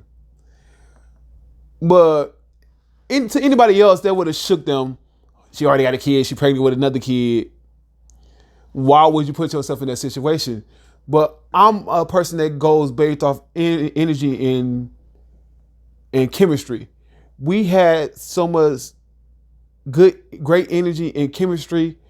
I ended up falling for it. So this is my first time ever asking for a female number. So I ended up asking for her number and we ended up starting to talk. So fast forward a year later, she tells me she's pregnant with my son, TJ. So as a kid, I made an oath to myself just based off how my mom Agatha was struggling by herself to handle the business. I made a promise to myself as a kid, like, whoever have my kid, I'm going to marry and we're going to do it right. So I kept to that oath. She told me she was pregnant. I proposed a week later. So keep it to that oath. I shouldn't have kept to that oath because I wasn't ready. Because I was still young. I was only 24. I was still young. So I wasn't ready for the rigorousness of how marriage would be. And to anybody who sees this, you may love her. You may love her to death. But make sure you're ready for the grind of a marriage. Don't get into it too young. Because it's not going to work. So she tells me she's pregnant. I propose to her. Then I see the first ultrasound. Some people need a DNA test to prove this. I seen an ultrasound. I was like, oh, this nigga mine, because all you see is lips. That's all you see in the ultrasound. All you see was this baby's big ass lips. I'm like, yeah, he mine. Yeah, he definitely mine. I'm thinking it's something else. I think it's butt cheek or something. She's like, no, that's his lips. I'm like, shit, he's mine. Just talking shit. So in each ultrasound I seen it, after that, all you notice is his lips. So then McCurry, our family has a distinct facial feature, and it's a gap. We all have a gap in the middle of our mouth. That's our own personal DNA test. If you don't got that gap, 9 times out of 10, you're not ours. Every McCurry has that gap. So he came out. When I say my son looks just like me, he's 8 now. He looked like a 32-year-old me. Like, he looked just like me. I feel bad for him. So I seen the gap already in the mouth, because when a person has a gap, you already could tell, even though they just came out. So I'm like, okay, you got the gap. He already had the big lips, so I already knew I wasn't second guessing it in no way, shape, or form. So, but that's our distinct facial feature. Like, if we don't have that gap, 9 times 10, you're not a McCurry. You might want to go get that DNA test. So, fast forward to, and let me tell you, when it comes to marriage, you might be thinking you'll play, like, females are different. When you single, they don't care, they don't talk to you, they don't kind of run up on you. Then when you say you got a girl, then they might show you a little love. But when they see a ring on your finger, oh, they throwing the pussy at you. And I end up having that happen to me. Before I married my ex-wife, Brandy, I wasn't getting no female attention. I wasn't even looking. But the amount of female attention I got once they seen that ring on my finger was freaking crazy. So I ended up messing up within the first 2 years of my marriage. Everything is a growing thing. So I grew from it. I learned from it. It made me a better man today. But I ended up messing up the first 2 years of my marriage. She was great. She was a great wife. She was an amazing mother. She still is an amazing mother. I don't regret anything I've done in my life. I regret the pain that I caused her.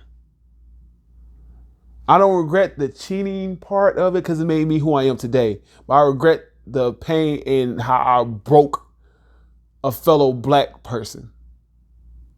That's why I regret. So that's my only regret in life, is breaking her. Now, she fixed her stuff up back and she's back on track. But she always would have that in the back of her mind, that a person that she called husband has violated her in that way and broke her down to that way. So we stayed married for 5 more years after that, total of 7 years, but it wasn't the same. Like, the energy wasn't the same, the demeanor. And people always say the first 5 years is always going to be the hardest. And that is the God truth. Like, it was the hardest. It started off just because me messing up, but it didn't get no better. It just got harder and harder and harder, to the point we decided to walk away and just go our separate ways. You do you, I do me. We take care of the kids. Now, I'm the type of person, it's not easy for me. If I grown a connection with you, which I've grown a connection with both Carmen and JoJo, which is her 2 other kids. I've grown, so I looked at them as my kids. I'm their real father. So people was telling me to just walk away, just worry about TJ. that's not easy for me to do. I'm not that type of person. So for the first year of the divorce, I was still fully in all three of their lives as I'm their father. So it took a shift for me once I started feeling like I was a babysitter to the other two and not their dad. So I had to take a step back from that. And fellas or in women, don't be afraid in that type of situation. Take a step back to get yourself together and be a better person. Because I had to take a step back from the other two, JoJo and Carmen, because I started to feel like a babysitter and not their dad. And that's how she was treating me, like their babysitter and not their dad. So I had to distance myself somewhat and just had to worry about TJ. Now, I still look out from time to time with the other two, but it's not the same. They still call me dad because they still look at me as dad. I still look at them as my kid. It's just I have to feel like once I feel like she's treating me like their dad, I could fully immerse myself back into their lives like I'm doing with TJ. So let's come to the realization when I decided to be a comedian. Because me, I always been naturally funny growing up. Always been a shit talker. Always been funny growing up. But I'm watching David Mann perform stand-up at a church. When I say I haven't laughed so hard at anybody doing clean cut comedy ever. Cause I'm my favorite comedian of all time is Eddie Griffin. I know y'all said Dave Chappelle, you got Red Fox, you got Richard Pryor.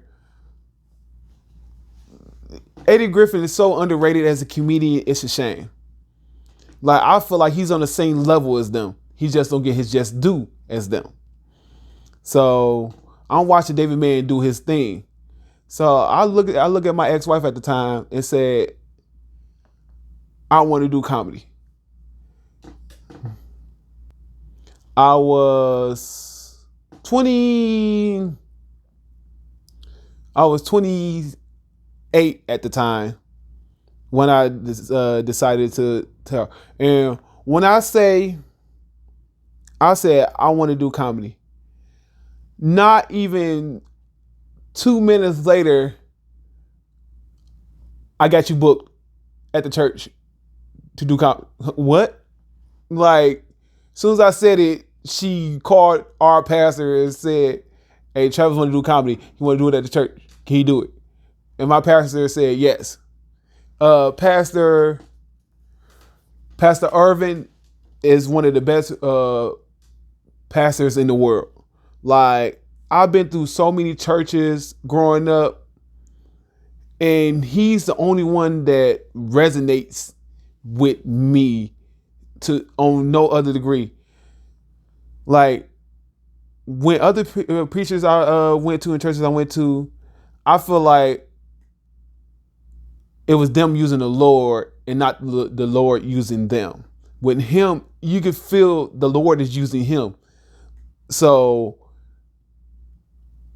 he resonates with me, and he'll call you randomly just to tell you good morning or how are you, to check on you. I never had that done before, and I'm in and out the church my whole life.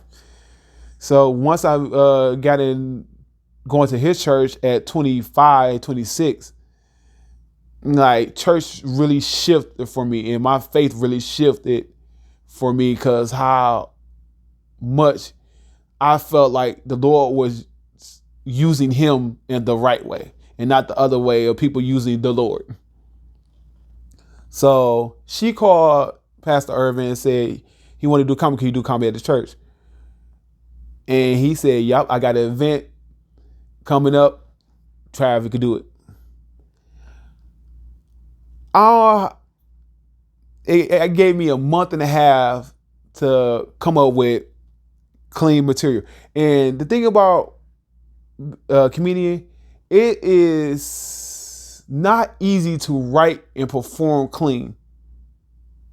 So me trying to write clean, because I started off as a clean comic, starting off. So it wasn't easy for me to write clean. And so I just went based off my childhood. And when I say clean comedy, it's just usually not too much sex talking, no N-word, no cussing. That's clean comedy. Like you could talk, you talk about your daddy being a crackhead, all that. And as long as you're not doing any of the other things, you're a clean comic. You work clean.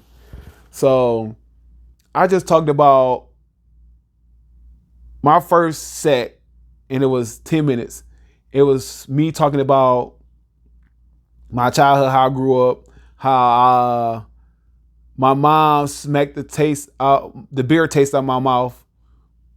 For me, her seeing me sip a beer on my granddad's lap, smacked me so hard I haven't liked the taste of beer since. And people found that hilarious. That's the truth though. I haven't drunk beer since that day. Like the taste of beer in my mouth since that day is, she knocked it out of my mouth. So it was talk about my auntie, which I switched it from my auntie. I will refuse to get her name because I value my life. So I ended up making a story and take my auntie out and inserted my mom.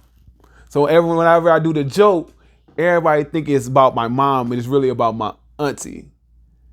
So I end up talking about how she's a little loose. I just insert my mom because all my family could take a joke. So when I do the joke and my mom be in the crowd, she's dying laughing because first of all, she know it ain't about her, and she know the story. She know who I'm talking about, so she's cracking up. So it's just funny to her. So I end up doing that, and I got some laughs. And my first laugh, that would make me fall in love with comedy. That one, I don't care if it's one person that laughs. That's what I'm going out. If it's a room full of 200 people and only one motherfucker laugh, that's what I wanted. Just to make that one motherfucker day better. That's why I do comedy. Like, that's why I love doing comedy. I fell in love with that one person that laughed that day and loved it ever since then. But doing clean comedy I felt like I was leaving out so much of my story and so much of my life. Because my life has been vulgar, great, so many dark stories that you just can't do clean. So I decided to switch it up and tell them stories. And I had a bunch of OG comedians, like Heather J, Melanie Hearns was the first open mics I did. And I asked Heather J how I'm doing. She was like, you're not going to get good at comedy until you do at least 1,000 stages. So I when I first started doing comedy, I was impatient. I wanted the big stuff to happen right away. And that's not how it works. So I did comedy for 2 years, and it wasn't moving the way I wanted it to move. And so I got real impatient, so I took a break. So fast forward to 2022, and I decided to take it serious, and I ran into a person that took me under his wing when he didn't have to. Speaking of Roney, like I ran into him and said, I'm a comedian. and I'm want to take this game serious. I'm gonna take this craft serious. Can you help me? And Tony Roney has been on TV. He's did so much stuff in the comedy game. He could easily said, fuck me. And he didn't. He was like, I got you. I'm gonna show you so I'm gonna show you. 6 months with me, you be headlining somewhere. I got you.